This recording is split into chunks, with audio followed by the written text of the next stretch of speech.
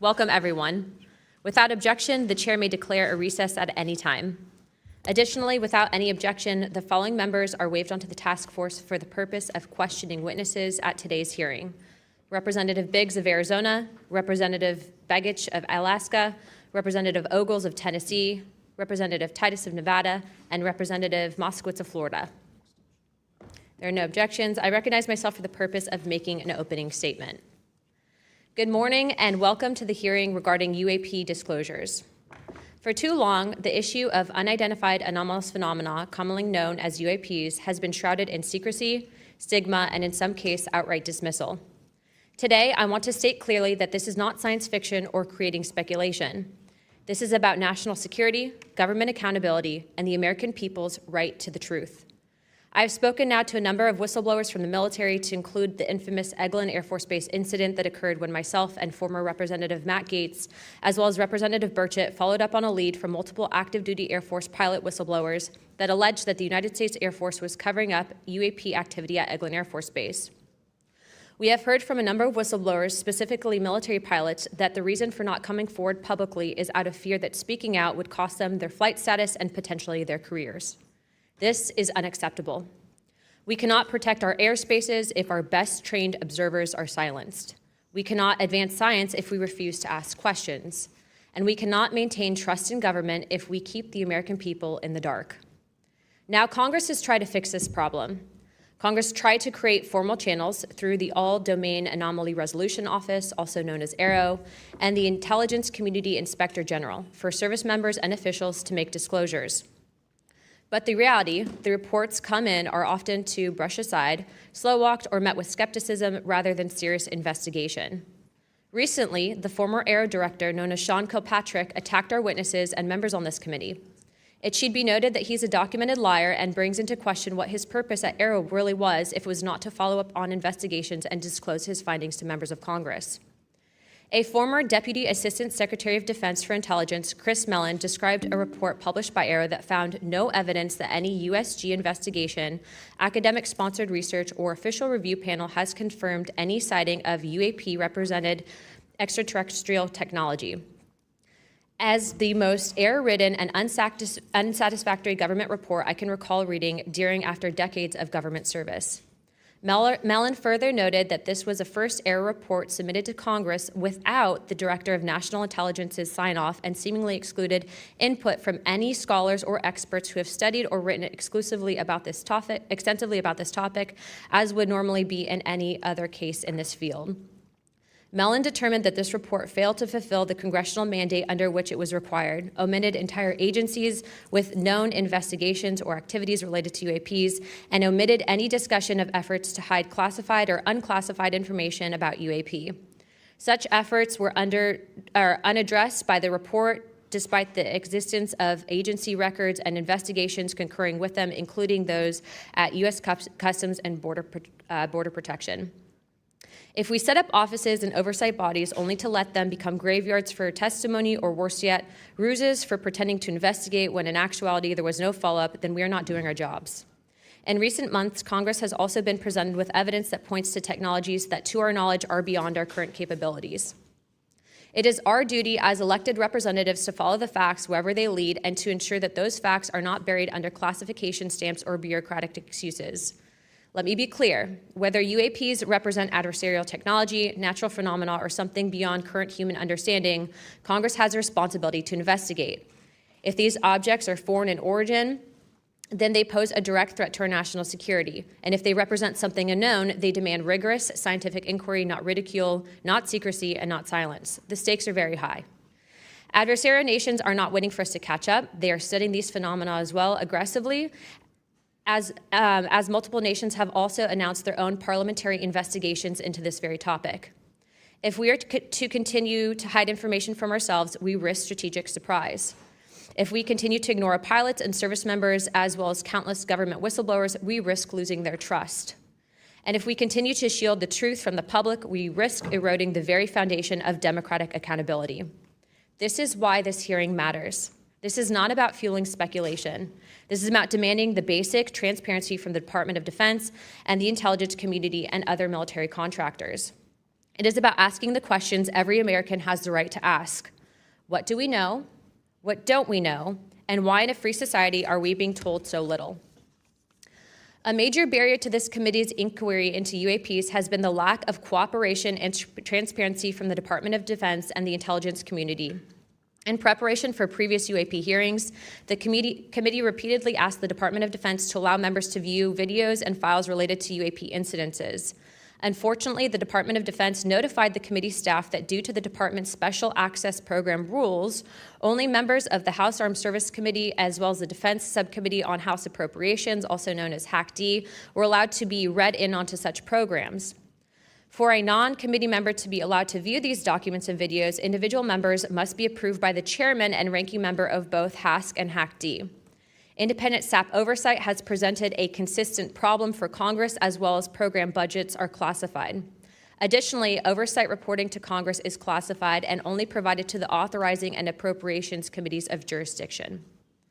The American people are not fragile. They do not need to be shielded like children from reality.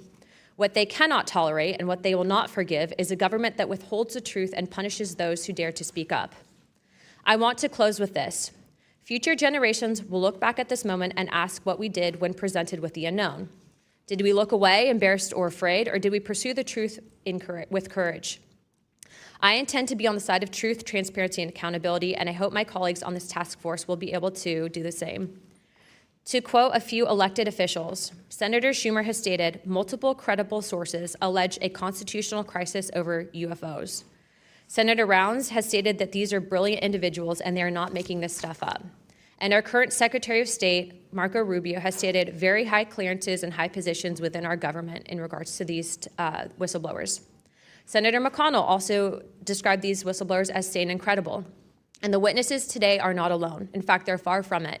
In fact, 34 senior military, government, and intelligence officials have broken their silence. This includes now Secretary of State Marco Rubio, Senator Rounds, Senator Gillibrand, General Jim Clapper, the former director of the government's UAP task force, the former head of aviation security for the White House National Security Council, the former Secretary of Defense, and many more. Again, to quote Secretary of State Rubio in an upcoming documentary known as The Age of Disclosure, even presidents have been operating on a need-to-know basis that begins to spin out of control. And to quote Senator Gillibrand, who also went public in this documentary, it's not acceptable to have secret parts of this government that no one ever sees. It's time for the fundamental truths of UAP to be revealed to our nation's leaders and the public. It's time for the U.S. government to exercise transparency. And with that, I yield to Ranking Member Crockett for the opening statement. Thank you so much, Madam Chair. At a time of increasing distrust in government, it is important for Congress to take action to restore the government's credibility. Bringing transparency to an issue of great public interest is a step toward doing just that. So I thank Chairwoman Luna for calling this bipartisan hearing to discuss unidentified anomalous phenomena, or UAP, which is today's term for what was commonly known as UFOs, unidentified flying objects. And while some people think of flying saucers when they hear these terms, it is vital that we focus on the real-world impact of UAPs on critical infrastructure, civilian safety, and national security. There is good reason to believe that most UAPs have origins far closer to home. Currently, NASA has not found any evidence that any UAPs have an extraterrestrial origin. Our adversaries are working to develop new capabilities to gain military advantages, and those efforts are likely explanation for the mysteries that we have observed. Nevertheless, the federal government has a responsibility to the American people to investigate and provide transparent disclosures about every incident. The federal government is equally obligated to protect those who report what they've seen, especially to commanding officers and supervisors. And Congress should do everything in its power to protect whistleblowers and conduct oversight of agencies that are failing to provide that protection. Democracy depends on transparency, and transparency often relies on the courage of individuals willing to risk their careers, reputations, and in some cases, their personal safety to tell the truth. So I look forward to hearing from the witnesses today. We should welcome their accounts and acknowledge the bravery they have shown to come before us. We must ensure that all whistleblowers feel that they can come to Congress to tell their stories without fear of retaliation or professional consequences. We need transparency not just to make better policy, but also to ensure that information flows between all those who need it. There are too many tragic examples in our history where information lapses and a lack of cross-agency coordination led to disaster. Just this year, failure to communicate between FAA and the Department of Defense led to tragedy over the Potomac. The Biden-Harris administration sought to eliminate some of these lapses when it established the All-Domain Anomaly Resolution Office at the Department of Defense. AARO can convene sources from all branches of military, the FAA, and NASA to combine forces to create a comprehensive picture of what is happening in our skies. Some UAP reports have perfectly normal explanations: satellites, consumer drones, weather balloons, even pranks. But we need to track down each and every single UAP. The United States has millions of eyes in the sky, both electronic and human. But only the combination of civilian, commercial, and military sources can begin to create a complete picture. So we need to ensure that people can come forward and report what they have seen to the relevant authorities, and they have to have the right to do so without fear of retaliation. This country has a history of dedicated public servants standing up for what is right, even in the face of potential consequences. From the Pentagon Papers to Watergate to torture programs, whistleblowers have not only informed the public, but also empowered Congress to fulfill its constitutional duty of oversight. Past Congresses have written laws to grant legal protection for whistleblowers, and it is up to us to work responsibly with all sources to hold the executive branch accountable. We are here today to listen to the stories of those who have witnessed events of interest to the American people, and to support the policies that cultivate an environment that welcomes and protects whistleblowers. I hope this hearing will be an example of the respect and protection whistleblowers deserve and the importance of conducting oversight of the federal government. I yield back. I am pleased to welcome the panel of witnesses for today's hearing. I'd first like to welcome Mr. Jeffrey Nuccetelli. He's a United States Air Force veteran and a career federal employee with more than 20 years of experience in national security, law enforcement, and public administration. Next, we have Mr. Alexandro Wiggins. Mr. Wiggins is currently serving as a Senior Chief Operations Specialist in the United States Navy. Mr. Wiggins is testifying in his personal capacity today and not on behalf of the United States Navy.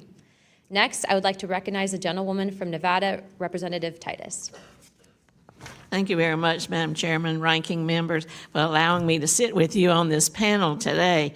I'm honored to be able to introduce a witness here who is from my district, George Knapp, who has been the definitive expert and reporter on this topic that you're exploring today, UAPs or UFOs. George is a longtime friend, I'll say that up front, but a very respected journalist and a recognized expert in this field nationally and internationally. Just a little something about George. He came to Las Vegas in 1979 and joined KLS television station as a general assignment reporter in 1981. Since 1995, he's been the chief investigative reporter for that channel. He also hosts a national radio show you can listen to on Coast to Coast AM, which covers many of the paranormal topics that y'all are discussing. Over the years, George has been, as I said, recognized for his work. He's been honored with the Peabody Award, the DuPont Award, the Edward Murrow Award, and 27 different regional Emmys for his investigative reporting. Indeed, he has told Nevada's story with clarity, with objectivity, and with integrity. So I know that his testimony today is going to be of great interest and value to this committee. So thank you very much. Next, we have Mr. Dylan Borland. Mr. Borland is a United States Air Force veteran and has a long career in federal service. And finally, I'd like to introduce Mr. Joe Spielberger, a senior policy counsel at the Project of Government Oversight. Pursuant to Committee Rule 9G, the witnesses will please stand and raise their right hand.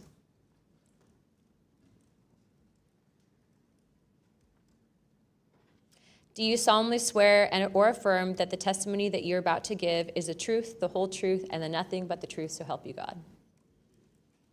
Let the record show that the witnesses answered an affirmative. Thank you. You may take your seat. We appreciate you being here today, and I look forward to hearing your testimony. Let me remind the witnesses that we have read your written statements, and it will appear in full in the hearing record. Please limit your oral statements to 5 minutes, but I understand you have a lot to get through, so if it goes a little over, don't worry about it. As a reminder, please press the button on the microphone in front of you so that it is on and the members can hear you. When you begin to speak, the light in front of you will turn green. After 4 minutes, the light will turn yellow, and when the red light comes on, your 5 minutes have expired, and we will ask you to please wrap it up. I now recognize Mr. Nucatelli for his opening statement. Good morning. Thank you, Chairwoman Luna, Ranking Member Crockett, and members of the task force for giving us the opportunity to testify today. My name is Jeffrey Nuccetelli. I'm a former military police officer with 16 years of active duty service in the U.S. Air Force. I'm here today because the American people have both the right and the responsibility to know the truth about unidentified aerial phenomenon. That truth remains hidden, classified and silenced by fear, retaliation, stigma, and confusion. Today, we are here to help break that silence. Between 2003 and 2005, 5 UAP incidents occurred at Vandenberg Air Force Base, home to the National Missile Defense Project, a top national security priority. At the time, we were conducting launches deemed by the National Reconnaissance Office as the most important in 25 years. These were historic launches. These facilities were vital, and they were repeatedly visited by UAP. Each incident was witnessed by multiple personnel, documented, investigated, and reported up the chain of command. We sent information up, but we got no guidance down on how to handle these events. I personally witnessed one of these events and investigated others as they occurred. 6 other service members have provided me with the information that I will share with you today. The incursions began on October 14, 2003, when Boeing contractors reported a massive glowing red square silently hovering over 2 missile defense sites. After several minutes, it drifted further east onto the base and vanished over the hills. This event, now known as the Vandenberg Red Square, was referenced by Representative Luna at the first hearing on this topic. Official Air Force records of this event are in possession by Aero and the FBI. Later that night, while I was on duty, security guards at a critical launch site reported a bright, fast-moving object over the ocean. I responded to the incident. Chaos ensued over the radio as the object approached rapidly. I heard my friends screaming, "It's coming right at us, it's coming right for us, and now it's right here." Moments later, I heard them say that it had shot off and was gone. When I arrived on scene, I talked to 5 shaken witnesses who described a massive triangular craft larger than a football field that hovered silently for about 45 seconds over their entry control point before shooting away at impossible speed. About a week later, another patrol reported a light over the ocean, behaving erratically. Believing it might be an unannounced aircraft, they declared an emergency, and an armed response force responded. Before the forces could arrive, the object descended and either landed or hovered on our flight line, and then took off again at impossible speed. The witnesses to this event were threatened and intimidated afterward. They were told to keep quiet and think about what they were reporting. After that, things did get quiet until about 2005, when another patrol reported a massive triangular craft larger than a C-130 silently floating over the installation. He watched it for a few minutes. It traveled west and disappeared into the night. And then I had my own encounter, again in 2005. I was off duty, sitting in my backyard with 2 other police officers when we noticed what first appeared to be a satellite in orbit, but it wasn't acting like a satellite. The light was strange, it was pulsing, and then it started to maneuver.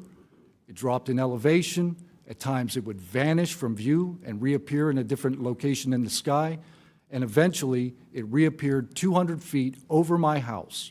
It was a 30-foot diameter sphere of light.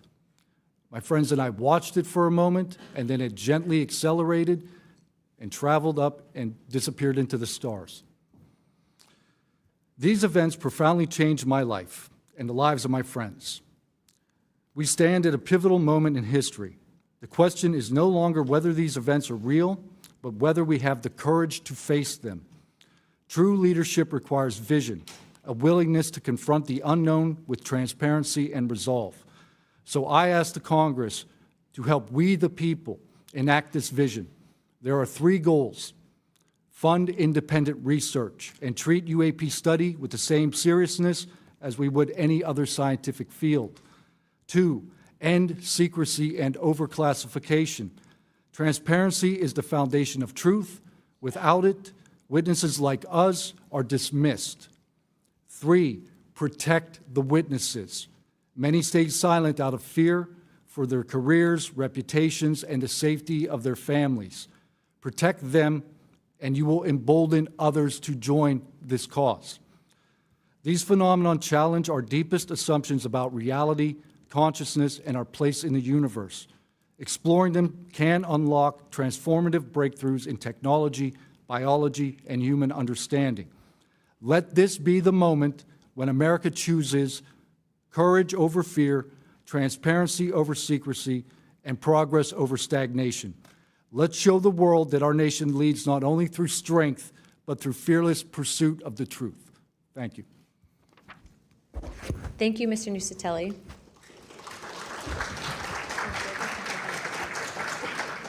He's not on here. I now recognize Chief Wiggins for his opening statement.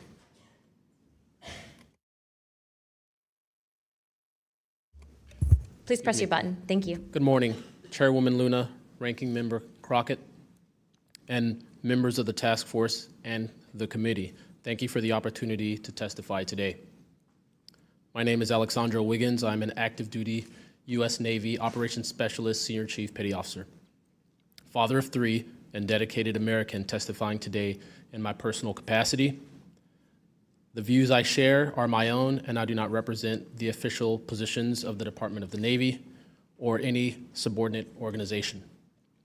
On the evening of February 15th, 2023, at approximately 19:15 PST, in the Whiskey 291 warning area off the coast of Southern California, I was serving on board USS Jackson. During that period, I moved between the Interior Communications Center, ICC-1, and the bridge wing, correlating the sensor picture with visual observations, part of my routine responsibilities for surface and air picture management. What I observed and what our crew recorded was not consistent with conventional aircraft or drones as they appear on our system. A self-luminous tic-tac-shaped object emerged from the ocean before linking up with 3 other similar objects. The 4 then disappeared simultaneously with a high synchronized, near instantaneous acceleration. I observed no sonic boom and no conventional propulsion signatures, no exhaust plume, no control surface articulation on the Sapphire image system. Shortly after the synchronized departure, radar tracks dropped.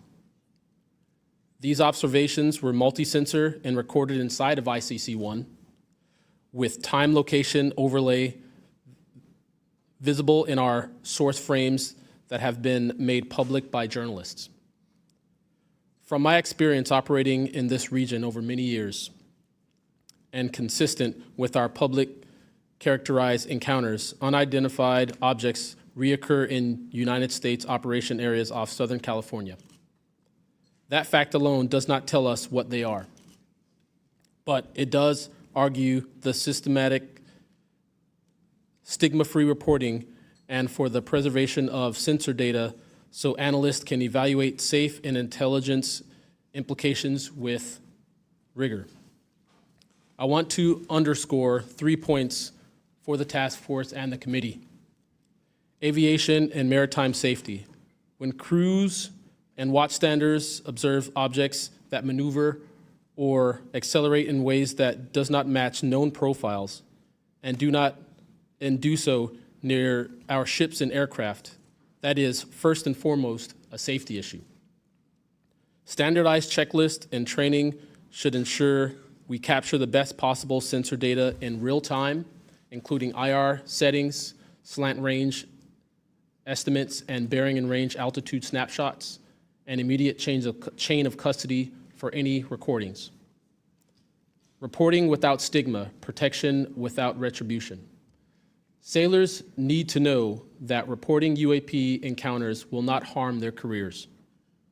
Congress can help by reinforcing witness protection and by directing the relevant office to maintain confidential, destigmatized channels for service members who step forward with data.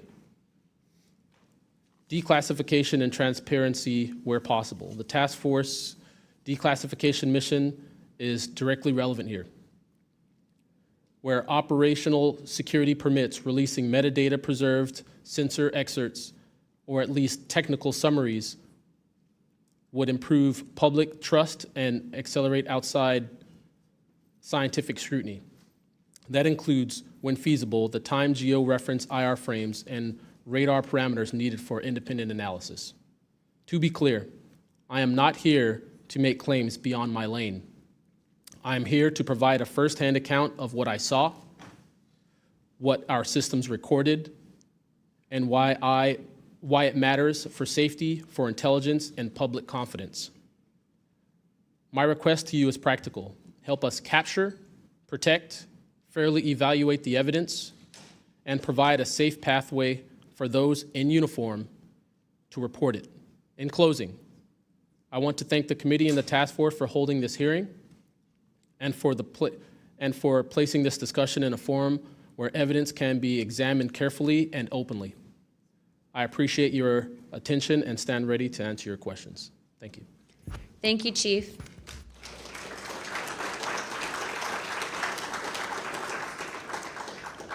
I now recognize Mr. Knapp for his opening statement. Good morning, Chairwoman Luna, Ranking Member, Ms. Crockett, and members of the task force. And Dina Titus, I just knew we were going to get you involved in this topic at one point. Great to see you here. I'm George Knapp, Chief Investigative Reporter at KLES TV in Las Vegas. I began my pursuit of this weird mystery way back in 1987, and for 38 years, I've always approached this as a news story. It's not a matter of faith or belief. To me, it's a story, and it's an important one. I'm proud to be here alongside these witnesses today, men who have seen strange things and stepped forward to tell the world about it. Whistleblowers and witnesses who step up are routinely insulted, belittled, or worse. They risk their reputations, their careers, their clearances, their livelihoods, and sometimes much more than that, even their freedom. I know that one of the goals of the task force here is to figure out ways to protect whistleblowers and witnesses, and it's a tall order because so many of the things that happen to witnesses like these are extra legal. They're carried out by persons unknown, as Mr. Dave Grush, sitting up at the top of the room, knows all too well, including events in recent days that have happened to him. I want to share a couple of things that I've learned along the way on this long journey, and I submitted most of that in written form because I estimate that my statement here today would take about 4.5 hours, so I'm going to try to jump over and touch on the more important salient points. I submitted a detailed written statement for the record, and we'll go into a lot of that here, but the public has been told over and over since the late 40s, there's nothing to worry about here. These mysterious craft seen by millions of people in the skies, in the oceans, over the land are not real. They're not a threat. The witnesses are wrong. They're crackpots. Don't believe it. that changed for me. What got me hooked is the paper trail. Documents that were squeezed out of the U.S. government after the FOIA, Freedom of Information Act, became the law of the land. And those documents paint a much different picture than what the public, the press, and Congress have been told over many years. The documents from military and intelligence personnel behind closed doors admit that, quote, these things are real. They're not fictitious. They can fly in formation, they're evasive, and they outperform any aircraft known to exist, including ours.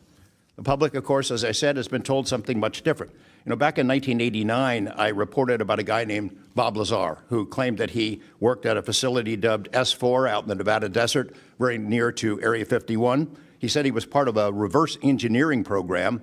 He said there are alien craft that will be taken apart to figure out how they operated out there, and that was a pretty tall order. I had clearly taken a dive into the deep end of the pool there. But in the years since then, I've interviewed dozens of other people, and I've detailed what their testimony has been in the written statement. They include Senator Harry Reid, Senator Howard Cannon, also of Nevada, a guy named Al O'Donnell, who was the first general manager of EG&G in Nevada, which managed the Nevada test site, which blew up hundreds of nuclear weapons. There's a guy named Dr. James Lakatsky, who was a career scientist with the Defense Intelligence Agency, who was the guy who initiated a program called OSAP, Advanced Aerospace Weapons Systems Application Program, which is, as far as we know, the largest acknowledged UFO program ever funded by the U.S. government, which put together an amazing pile of information that members of this committee and the world, most of which they have never seen. The DIA still hasn't released 95% of what was prepared by that program at a cost of millions and millions of dollars. The one name I do want to bring up in this session, though, is Robert Bigelow. So looking into the idea of crash retrievals and reverse engineering, while OSAP, that program, was active, the DIA's contractor, Robert Bigelow of Las Vegas, made a bold attempt to acquire physical proof of UFO crashes. It's been widely reported and suspected that Lockheed Martin is one of the contractors, the defense contractors, that has held this stuff, stored it away in secrecy, and tried to figure out how it works. I have confirmed on the record that Robert Bigelow and a trusted colleague from OSAP met with and negotiated with senior executives at Lockheed Martin and hammered out a deal wherein Bigelow's company, Bass, would receive a quantity of unusual material that had been stashed away and protected at a facility in California. That material was not made here.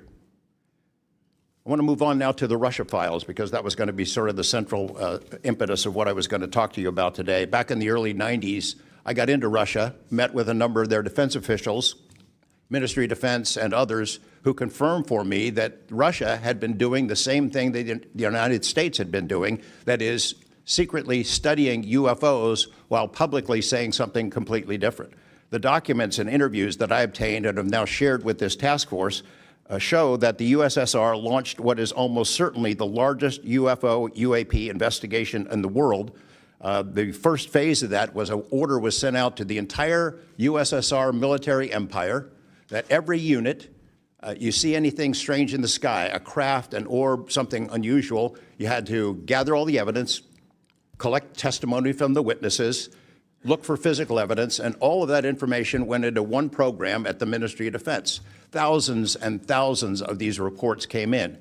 A lot of them were first routed to the KGB, but then back to another program that came after this collection effort called Thread 3. And Thread 3 was an analysis program. We have provided to the committee the documents of what they were trying to do, and essentially they were trying to build their own UFOs. They were using the information from their observations and studies to try to figure out that technology. The guy who was in charge of that program, Colonel Boris Sokolov, told me that their goal was to basically develop technology that would be superior to anything we had, based on what they learned from UFOs. Mr. Knapp, just in the name of time, Sure. to my understanding, did you have anything you wanted to submit for Congress to see in this committee? I have submitted those documents. Would you like to play any videos?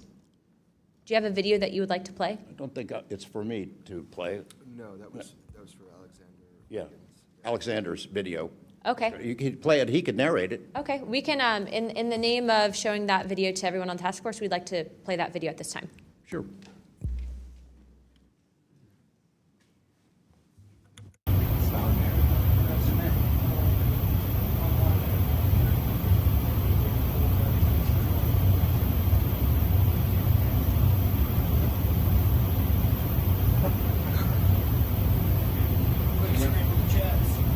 crash here, I tell you.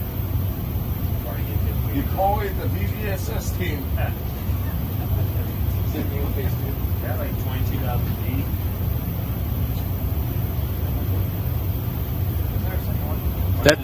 That shit took off earlier.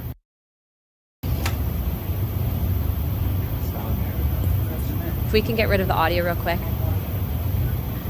Mr. Wiggins and Mr. Knapp, we'll get back to what that video was in a moment, but we just want to make sure that it was entered into the record, as well as all the documents. Those will be able to be publicly found for everyone in the country to view. If we could, Mr. Knapp, we'll continue on the line of questioning, but I'm going to move on to Mr. Borland's opening statement. Good morning, members of the task force and the committee. I would like to express my gratitude for being invited to testify to the current task force created under the People's Chamber and the American public. As an American citizen, veteran, and intelligence community professional, it is an honor and a privilege to serve under oath before you on behalf of our country. I speak for myself and no former agency or company I have been previously affiliated with. My name is Dylan Borland, a former 1N1 geospatial intelligence specialist for the United States Air Force in an active duty enlisted capacity from 2010 to 2013. I've also been employed with BAE Systems and Intrepid Solutions as a senior analyst, expert in analyzing video, radar, and advanced electro-optical imagery for official identification of aerial order of battle, as well as naval and ground order of battle. I'm a federal whistleblower, having testified to both the ICIG and ARROW with direct firsthand knowledge of and experience with craft and technologies that are not ours and are reportedly operating without congressional oversight. Because of my direct knowledge of the reality of certain legacy UAP programs, my professional career was deliberately obstructed, and I have endured sustained reprisals from government agencies for over a decade. From 2011 to 2013, I was stationed at Langley Air Force Base, Virginia, conducting 24-hour operations via manned and unmanned aerial vehicles for Special Operations Forces in the global war on terror. During the summer of 2012, my team was on standby for weather, and I returned to my barracks on base, and at approximately 01:30, I saw an approximately 100-foot equilateral triangle take off from near the NASA hangar on the base. The craft interfered with my telephone, did not have any sound, and the material it was made of appeared fluid or dynamic.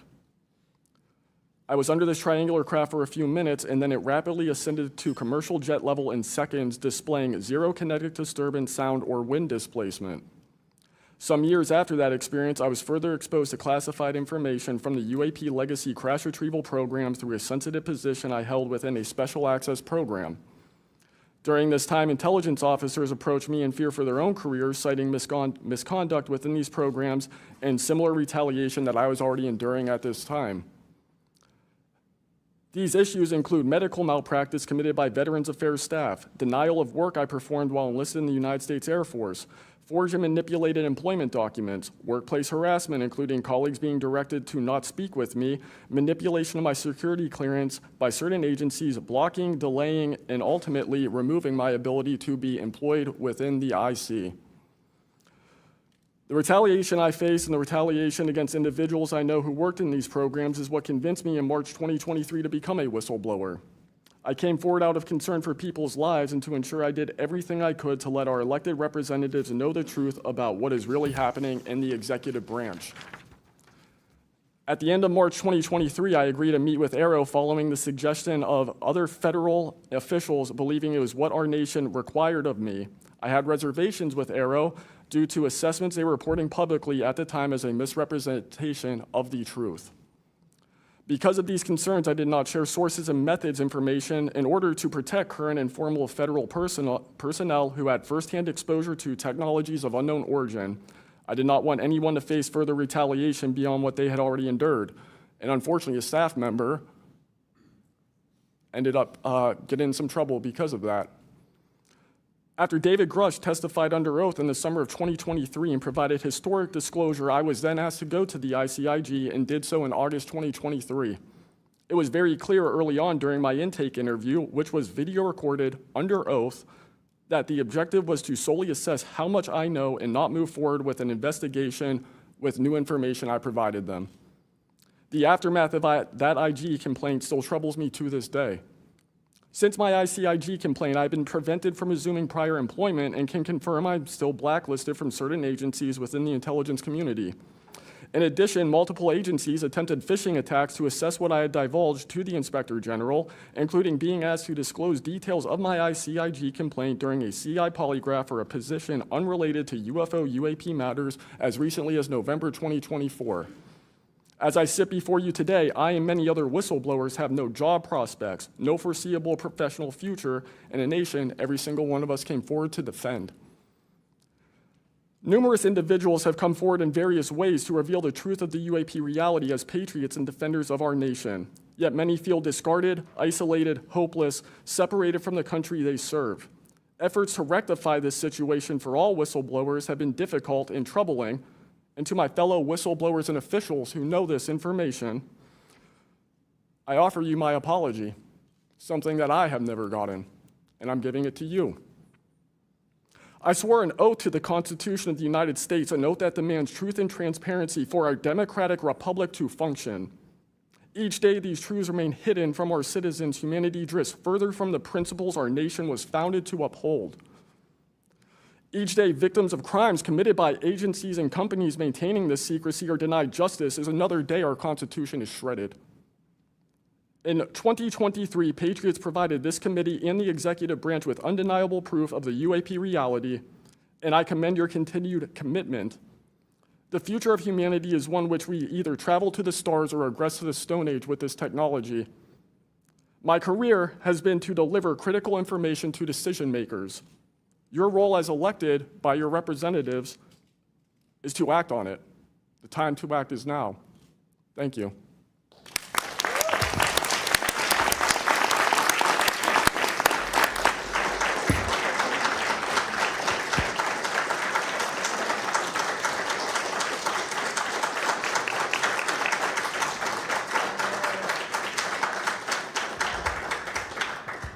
Mr. Borland, thank you for your service to our country, and we appreciate you. And we are sorry about how you've been treated, and we will make sure that we try to rectify that situation. Thank you, ma'am. Mr. Spielberger, please, your opening remarks.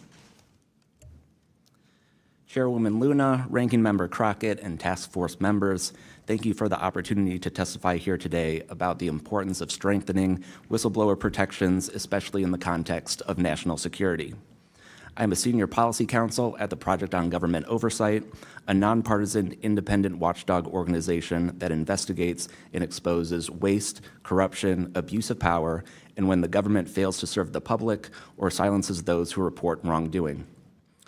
Whistleblowers are the first line of defense to root out waste, fraud, abuse of power, and corruption in our government. Congress relies on whistleblowers so that it can fully exercise its oversight and legislative authorities. It's understandable that former presidents of both parties have often taken a hostile approach toward whistleblowers.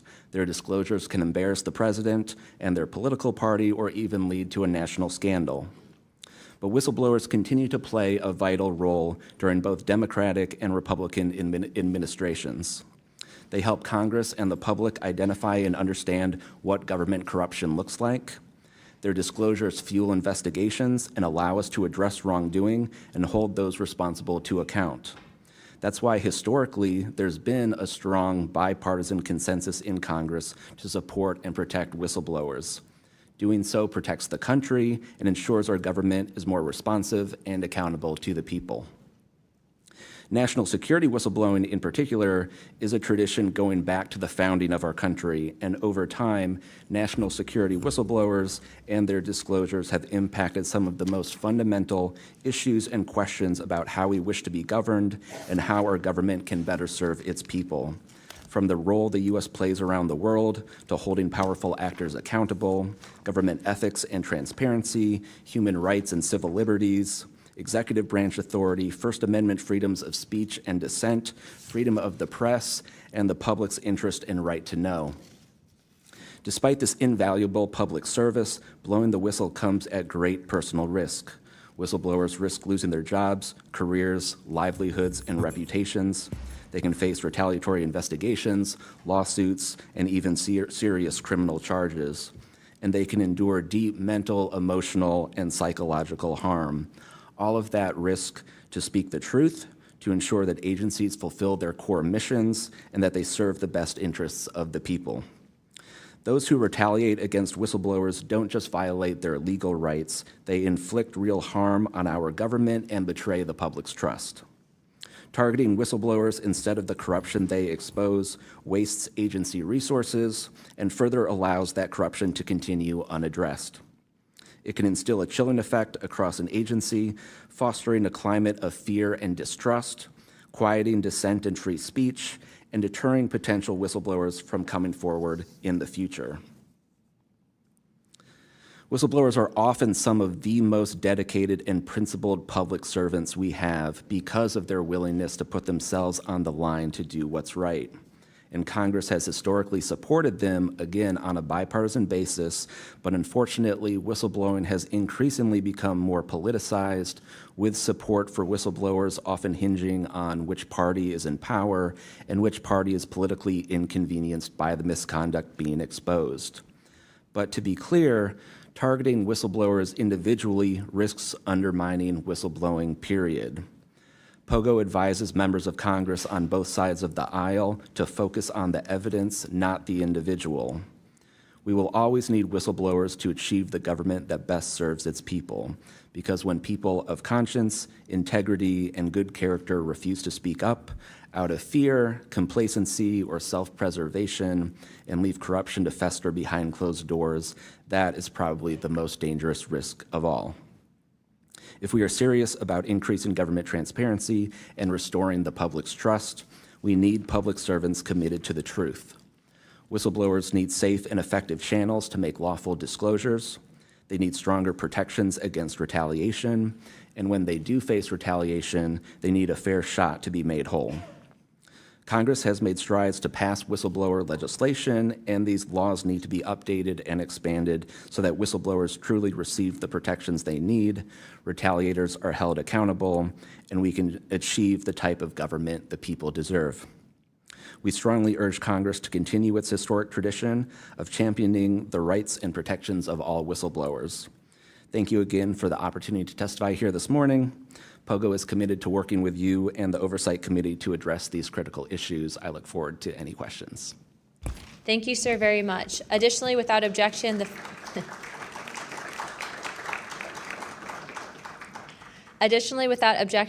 following members are waived onto the task force for the purpose of questioning witnesses at today's hearing: Representative Perry of Pennsylvania and Representative Grothman of Wisconsin. Sorry, and Representative Biggs from Arizona. I already got you, but yeah, we're good.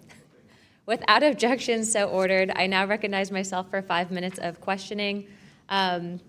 Also, as my friend Mr. Moskowitz might have to go, would you like to go now? Okay, all right. Mr. Borland, in your testimony, you described witnessing large triangular craft while stationed at Langley Air Force Base in 2012.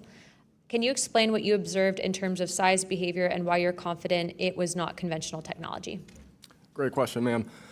So on the base, I lived in the barracks. There was a little smoke pit outside. I was there on the telephone and looking across to the flight line, and I see a white light pop up and stop about 100 feet in the air. I thought it was a weather balloon. I've seen tests from there before, weeknight, normal thing, not surprising. I actually finished my cigarette and I began walking up towards the flight line. There is a track, and because I was on 3 months of night work, I would walk the track at night when we were weather down.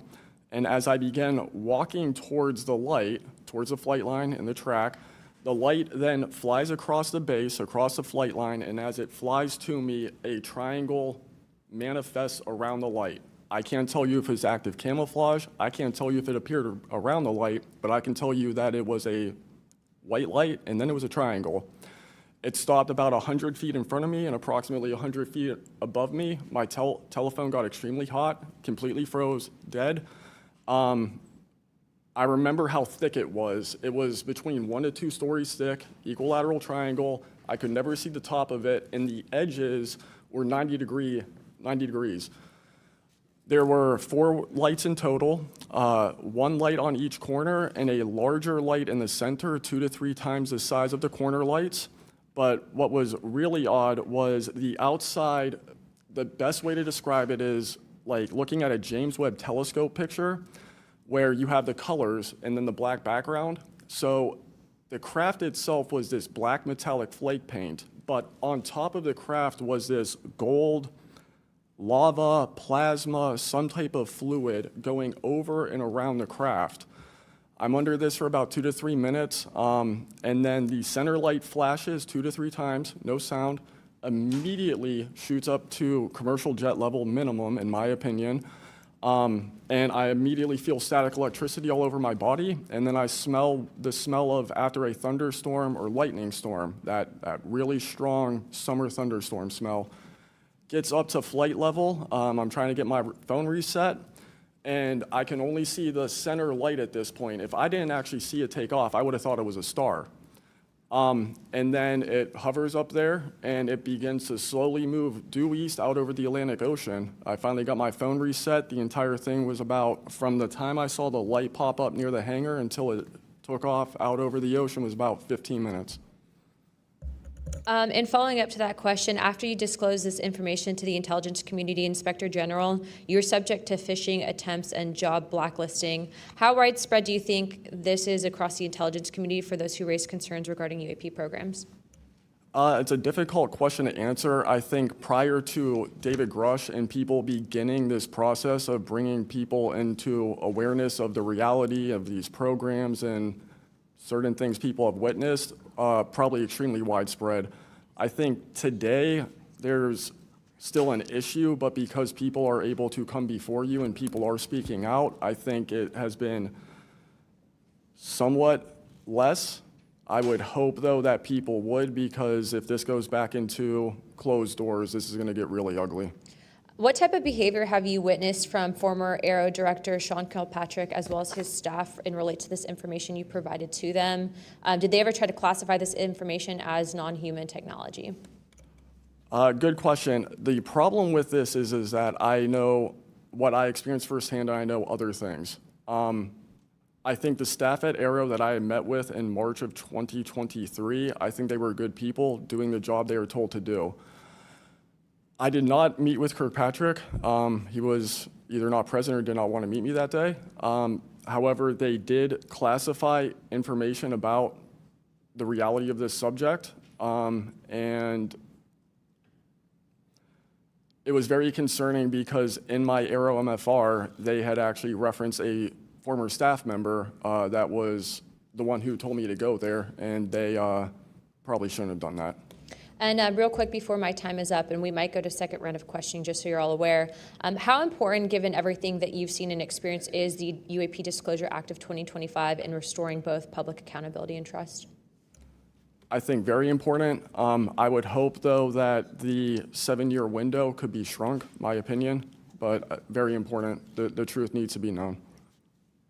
Thank you very much. I now recognize Jared Moskowitz of Florida. Thank you, Madam Chairwoman. Thank you for allowing me to wave on to the committee. I remember, the last committee when we had a bunch of former military personnel folks that either served on bases, were pilots, or were in different programs experiencing knowledge. It made me recognize that the narrative has changed, right? It's politically convenient for the government if you all weren't military folks in suits. It would be much better if you pulled up in Winnebagos and were wearing hats. And so the picture of this, because that's important for the American people and how you tell a story, what the message looks like, and who the messenger is. So this is now the second or third committee where we have former military folks with impeccable records, with information and knowledge. And it's definitely clear on a bipartisan basis that we have to protect our whistleblowers. There's no doubt. And in a day in which it's really hard to tell what's true or not from a political standpoint. And so I don't really know what is true. I don't know on this subject. But I do know when we're being lied to. And we are definitely being lied to. There's just no doubt about that. Mr. Wiggins, I want to talk to you. I find your background and testimony compelling. When you first saw what you were looking at, what were your first thoughts? My first thoughts were, I think everything that I was told and taught as a kid and as growing adult no longer, was applicable. If I'm able to see something that I thought defies gravity in such a way, then what else could be possible? That was my first thought. So did you think what you were looking at was a weapons program that you were unaware of, or did you think what you were looking at was obviously some extraterrestrial piece of technology? Neither one of those crossed my mind. It was just. How about now? What do you think it is now? I'm not the expert. I think it. I want to be as skeptical as everyone else and just hope to know the information. Anyone in the U.S. government tell you what you were looking at to try to dissuade you from what you thought it was? No. So no one was like, oh, there was some anomaly with the technology. No one from the government did that? No one. How do you think you were treated when you reported this information or have talked about, the Tic Tac video is well out there. It's well reported. How were you treated? I've had no pushback at all. I haven't had anyone reach out to me or try to, dissuade me in either direction, militarily speaking. So I was treated fair, and I appreciate the Navy itself with assisting me with coming here to being able to testify. That's good. So what do you think the American people should take away from watching your video, right? Because when we watch it, obviously, right, we've never seen anything like that. It defies what we know to be technologically possible. What are we supposed to think? Someone's lying about something. Someone's hiding something, right? That's not normal what you looked at. I think what the American people should think when seeing that video, along with others before me, is that there is something out there, and we should know as the people what it is. Right, and so let's eliminate possibilities. So they didn't come to you and say there was a technological error with what you were looking at. So we put that aside, right? They didn't say it was broken. So we look at that and we see something. So it's either a weapons program being reverse engineered by our governments or other governments, or it's nobody's government, and it's not from here. Those are it. You agree with that assessment? I agree, one or the other. Mr. Borland, when you first experienced what you were looking at, what did you do next? Like, what was your next step after it had passed and you were done? I actually kind of laughed to myself and said, okay, so this exists as well. Worked in enough programs, been exposed to enough that I was like, okay, so this is a real thing. I went back, walked the track, talked with a couple of my friends about it. I did talk with some of my coworkers, one in particular, which I thought was a joke, and it definitely wasn't, was like, you probably should never say this to anybody. And then what happened to me happened, so. What about you, Mr., how do you pronounce your last name? Nuccetelli. Nucatelli. And sorry, I know I'm running out of time, Madam Chairwoman. So obviously your incident happened well before we could record things on cell phones and things of that nature, right? What did you do when you first experienced? Because what you saw, right, you saw it happen like right out of your base. Correct. So tell me what you did after you saw that. What was like your next move? And I want to hear what your experience was. My next move, I went into my house after it left. I made sure no one had been abducted, and I picked up the landline. I called the Security Forces Command Center. I reported it. I requested that they give me a call back and make notifications up the chain of command. I got a call back in about 15 minutes. They reported that the weather station reported no balloons or aircraft, nothing on radar, no aircraft inbound or outbound. So I got that notification. And then within the following day or two, me and the other witnesses wrote statements. We prepared a report, and then we filed all that information. Madam Chairman, thank you for your indulgence in my questioning, and thank you for continuing to lead on this subject. What do you and your friends think about it today? You all have talked about it. Yeah. I mean, so what do you think about your experience as a collective group? That'll be my last question, Madam Chairwoman. I mean, we've been talking about this for 20 years. We don't know what we saw. What we saw changed our lives and the way we think about everything. It was incredibly profound. The object I saw, I don't even know if it was an object. It was a light. It was an orb. It didn't look like a craft, but it did look solid. And that's what we talk about. We noticed the object, and this was a pattern across all the encounters. Someone would see a light. They would pay attention to the light. And then the object responds. It performs for you. And then they come down and they investigate you. So it's almost like they're curious. So that's the thing we primarily talk about. Why did it come after we noticed it? Maybe it noticed us after we noticed it. You're welcome. I now recognize Representative Mace for 5 minutes. Thank you, Madam Chair, and I want to thank all of our witnesses for being here today. Mr. Borland, I'd like to start with you and ask a few questions. Were there any other witnesses when you saw the equilateral triangle? Were there other witnesses that saw the same thing? Not to my knowledge, ma'am. At that point, the only people that would be awake is those of us that were doing operations for the GWAT and then security forces, so not to my knowledge. And do you think that, in your opinion, that the equilateral triangle was the U.S. government's technology? I did once upon a time, but knowing what I know now, I'll have to answer that question in a skiff, probably. Well, my next question is, you teased us, so knowing what you know now means what? I know enough to know that if you want an answer to that question, go to Arrow. They have the answer. Do you think it was a foreign government? I do not, no. And Arrow is supposed to be disclosing. The last time I was in a skiff with Arrow, they said they were going to be doing disclosures. Had they been doing much of that? I don't have an answer to you you. I don't know. I know what Arrow reports publicly, and I know what I've been through. Yeah. And some of this stuff can be, I think, debunked, right? There are weather balloons that look kind of a little funky, or drones or whatever, depending on the angle, direction, speed, et cetera. Are you scared for your safety? That's a complicated question.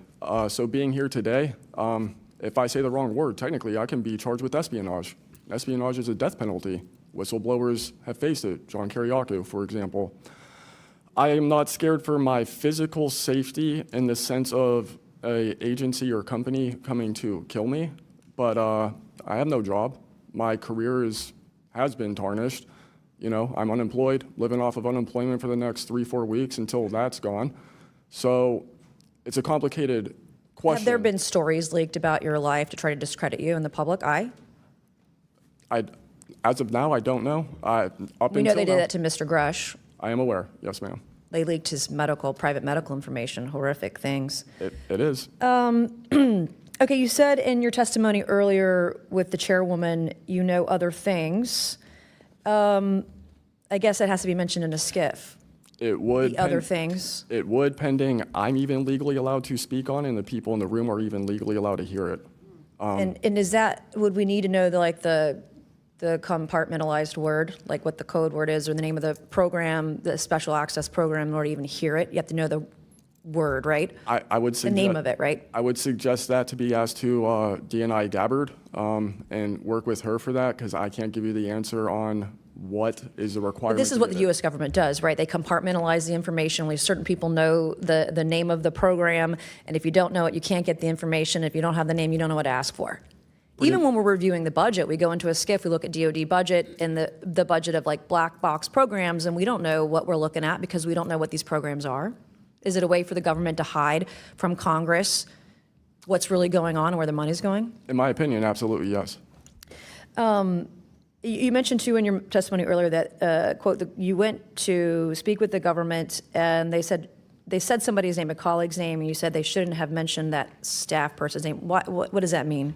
A Senate staffer who is the one who helped me get to Arrow recommended me I go there, gave me the email and the phone number because I could not find that information at all at the time. In fact, I believe you guys have talked about how Arrow didn't even have a website for quite a period of time. We were told they were going to do disclosures, both what they've debunked, because some of it can be debunked, and then what they haven't been able to debunk. And to my knowledge, it hasn't been a thing. I only have 1 minute left, so Mr. Knapp, we are definitely going to watch every documentary. You guys have done you and Jeremy have done a terrific job.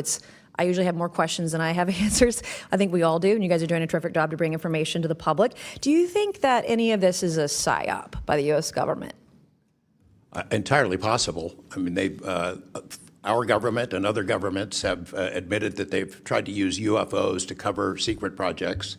But I think they also do some reverse engineering of those claims. So years after people start seeing UFOs over Area 51, for example, they come up with the story, oh yeah, that was, we planted that story. So I read in a major newspaper just a couple of weeks ago, they planted this story. An Air Force colonel went out into the desert, went to a bar at Rachel, and gave them some fake UFO photos. And that's how the whole story about Area 51 started, which is preposterous. Yeah, and I didn't even get to the crash retrieval program stuff yet, Ms. Chairwoman.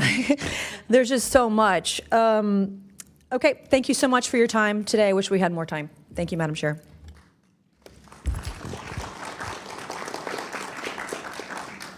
I now recognize Ms. Crockett for 5 minutes.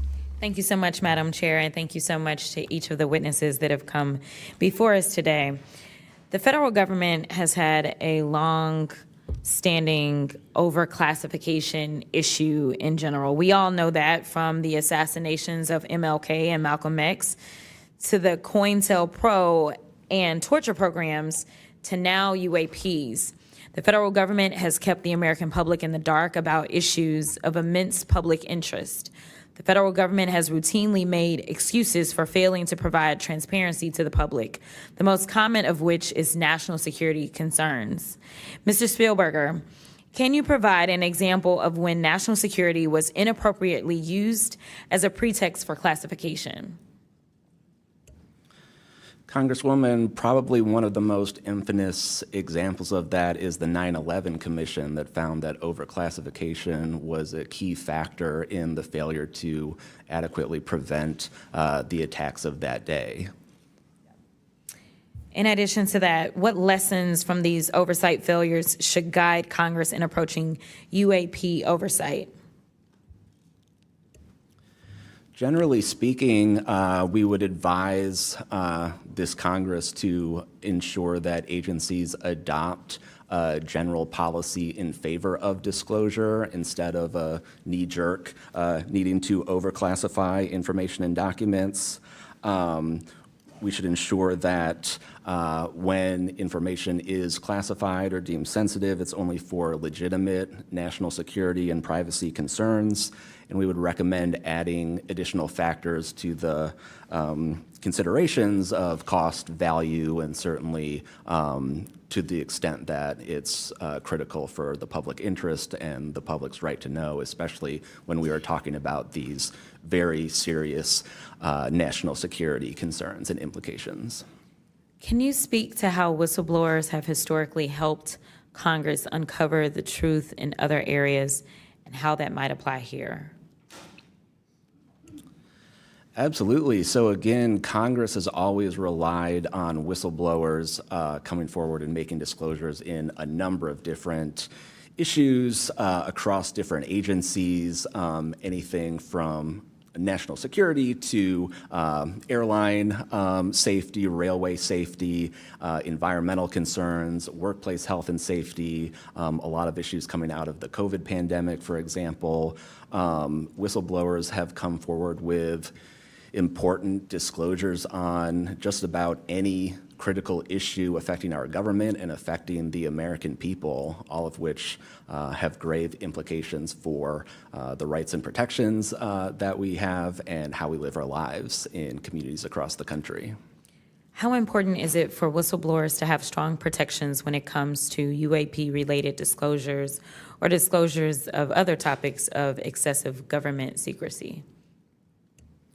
It's absolutely vital. This has been one of the disappointing failures of doing this work, of advocating for stronger whistleblower protections. We recognize the invaluable public service that brave whistleblowers play in coming forward, again, taking all of these risks that we've heard about just to speak the truth, to get important information out in the public consciousness, but they can only do so when we have safe and secure channels for reporting, when there is trust in the independence of agency watchdogs like inspectors general, like the Office of Special Counsel, like the Merit Systems Protection Board that play critical roles in investigating whistleblower disclosures and enforcing the protections of whistleblowers.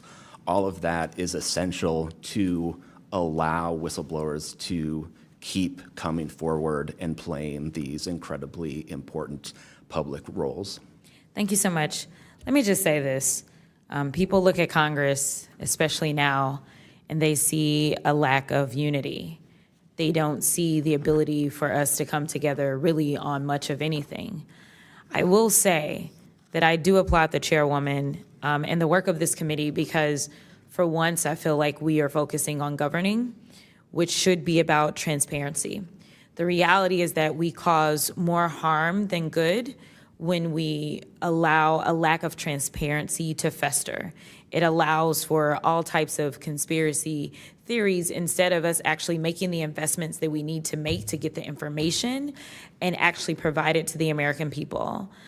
The reason that I wanted to focus on making sure that we answer some questions specifically around the protections of those that are willing to come forward is because the only way that we can make this government actually work for all of us is if no matter where you are in this federal government, you feel as if you are safe when you come forward with information of any issue. And so I do want to thank you for all of your stories. The reality is that we only get 5 minutes, and the vast majority of everything that you have to say cannot be contextualized within 5 minutes.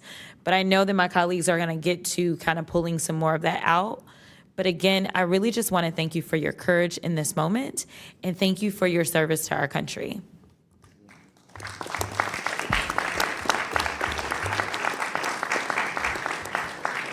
I now recognize Mr. Burchett from Tennessee for 5 minutes. Thank you, Chair Lady, and thank you, Ranking Member Crockett. I see a lot of friends out there, and I see a couple enemies, so I'll kind of remember that. But it's a pleasure being here. I want to remind people, too, this thing is an ongoing deal. We're not going to get this overnight. We've been fighting this battle, some of y'all, for 30 years and maybe longer. I hope we just keep focused on what we're trying to get to is total disclosure.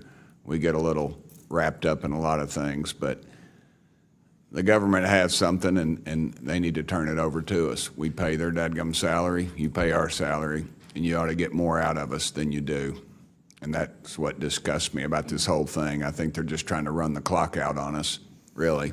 They'll poke us a little, and they'll make jokes to us and try to pull us off the target, but I think we know where we're at, and that's why they're firing at us, because we are over the target. My first question is Mr. Knapp. I recently introduced the UAP Whistleblower Protection Act to help provide whistleblower protection to federal personnel for disclosing the use of federal taxpayer funds to investigate UFOs. I still don't want to say UAPs. How can Congress further increase whistleblower protections? I think you got to unleash the dogs and go track down the money and where it goes, because a lot of this stuff has been moved out of government. Sure. As you know, Rep. Burchett, it's been given to private contractors who've stashed it away. They've had it for so long that there's nobody left inside government, or very few, who know where it is. And they do that to keep us from FOIA, correct? Yeah, it's to keep it from FOIA. And I think that the contractors who've had this stuff for a very long time set their own standards about who is allowed to know what.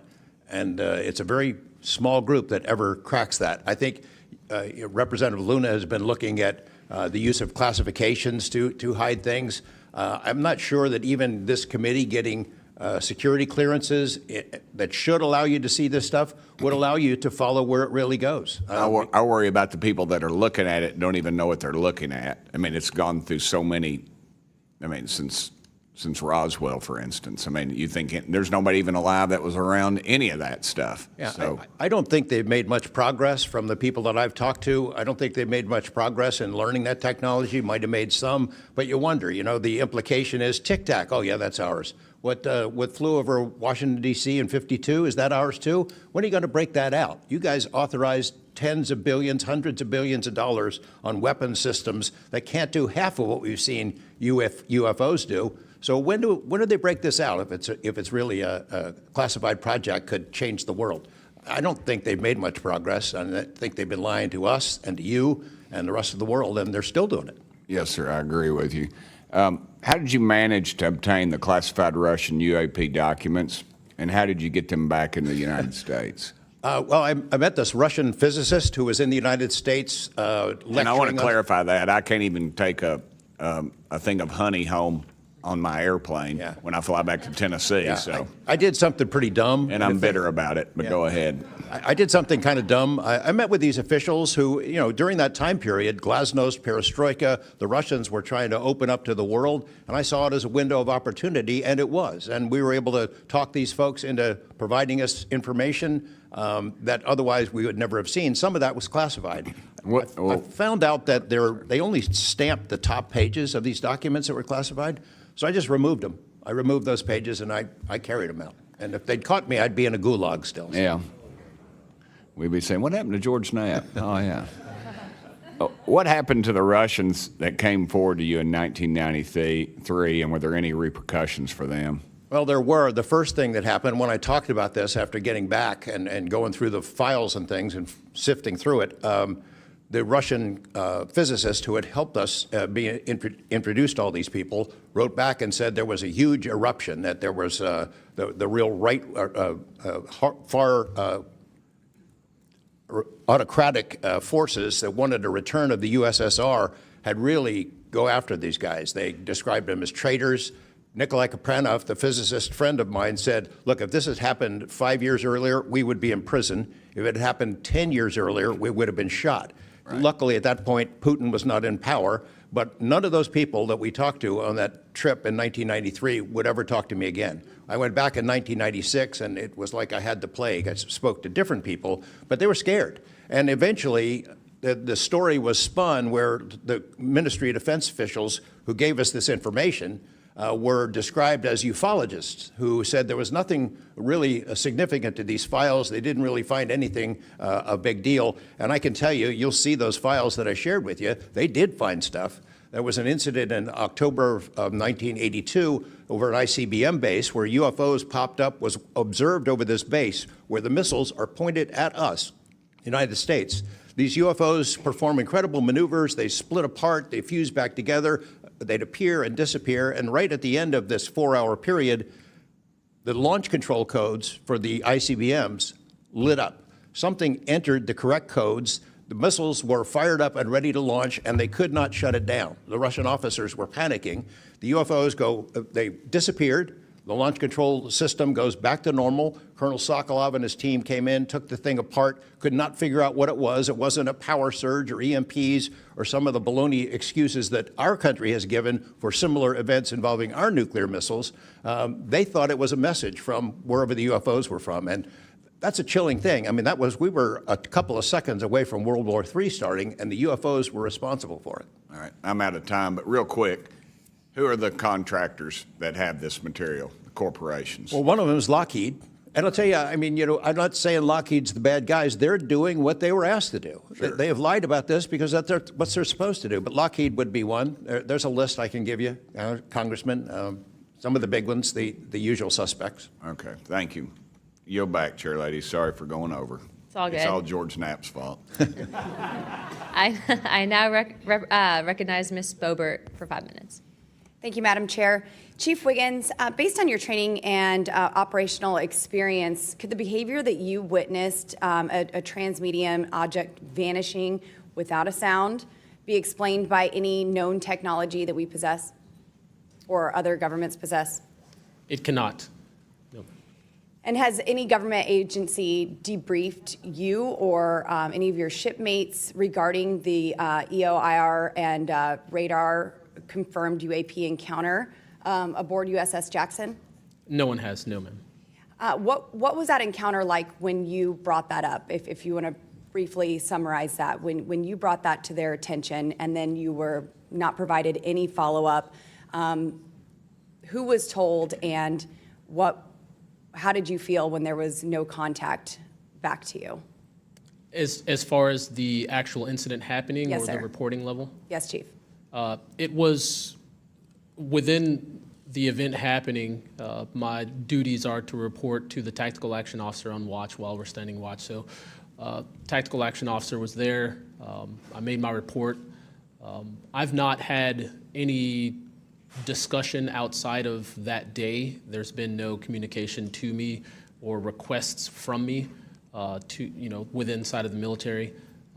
But speaking of that actual incident itself, once the report was made to the tactical action officer, that's when I made the decision to ask the individual watchstander that was controlling Sapphire to be able to slew into the location. And that's what you see in the video itself is when the watchstander is slewing in and kind of showing us what we're looking at. But outside of that, that's as far as the reporting went that I know of. Thank you, Chief. Just for the sake of time, Mr. Nucatelli, has RO, the Air Force, or the FBI ever followed up with you personally about the Red Square event? I did have follow-up by Aero, nothing with the Air Force. The Aero office updated me, I think, at least 2 times. They let me know that they were unable to locate any records, that the records had been destroyed by the Air Force. The Air Force is destroying all their police records every 3 years on a schedule. So You were informed that these documents were destroyed. Well, I have a Freedom of Information Act from the Air Force that states clearly that they destroy all police records on a 3-year schedule. Okay. So they were sitting on documentation, destroyed it, refused to question any of the lead investigators, anything leading into this investigation? Yeah, basically, they destroyed all the police records. So you couldn't even, call the Air Force and ask them if there was a vehicle accident in that time frame. So that's a big problem. We're losing data in real time. So we'll never be able to go back and track. I think our federal government has a history of destroying records. Thank you very much, Mr. Nuccetelli. Dr. Borland, as a geospatial intelligence officer, have you seen classified data indicating UAPs operate in restricted U.S. airspace, and has that information been withheld from Congress? I have not in U.S. airspace. That is intelligence oversight, so I did not have domestic authorities.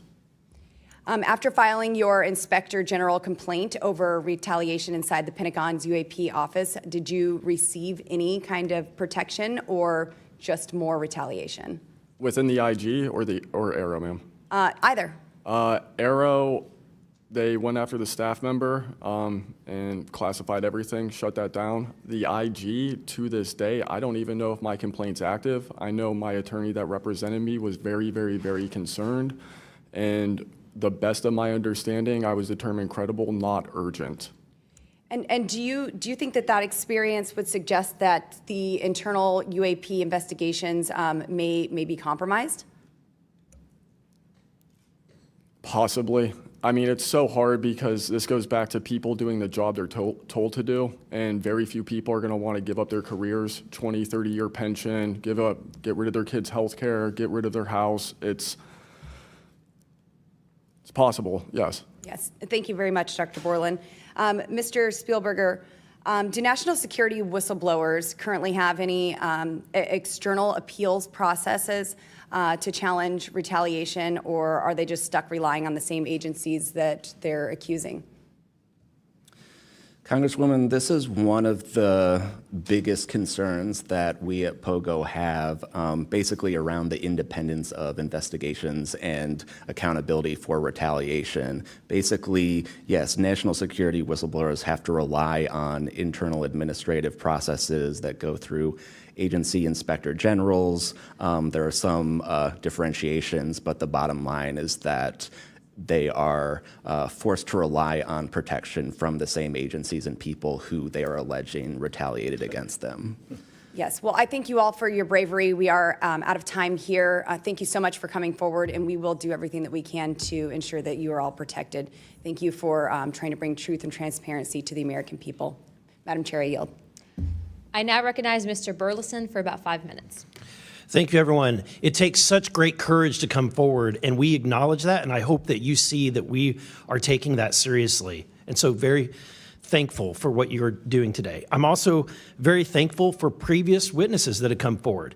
I see Matthew Brown in the audience. He courageously stepped forward and was as a witness. I encourage everybody to look and seek his testimony.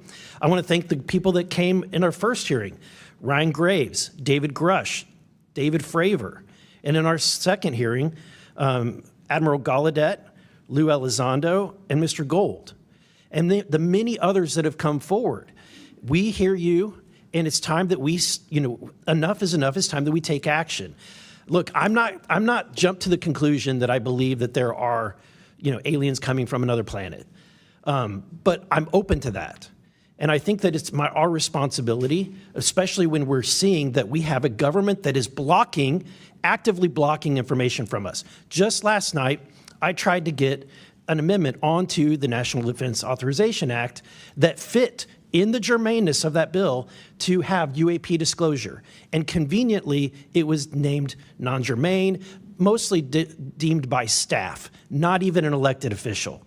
This is the kind of stuff that we repeatedly see. Last year, we were blocked by someone in House administration from being able to receive a full briefing from Arrow. So not an elected official, but someone in staff blocked us. And I've had it. Enough is enough. I want to cue up a video that I've been given. And as before it starts, I'm going to describe. This was taken October 30th of 2024. This video is of an MQ-9 drone tracking an orb, or this object, off the coast of Yemen. You'll see that another MQ-9 launched a Hellfire missile. That you cannot see that drone, and so I'm not going to explain it to you. You'll see exactly what it does.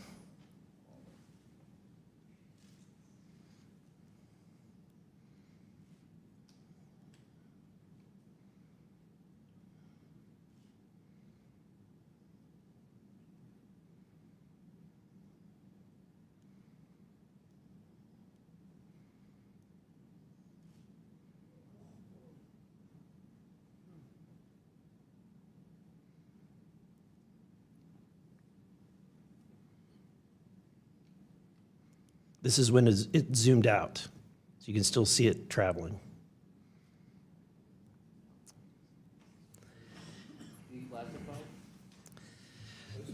So, Mr. Knapp, have you heard about events like this occurring, and what information might you have?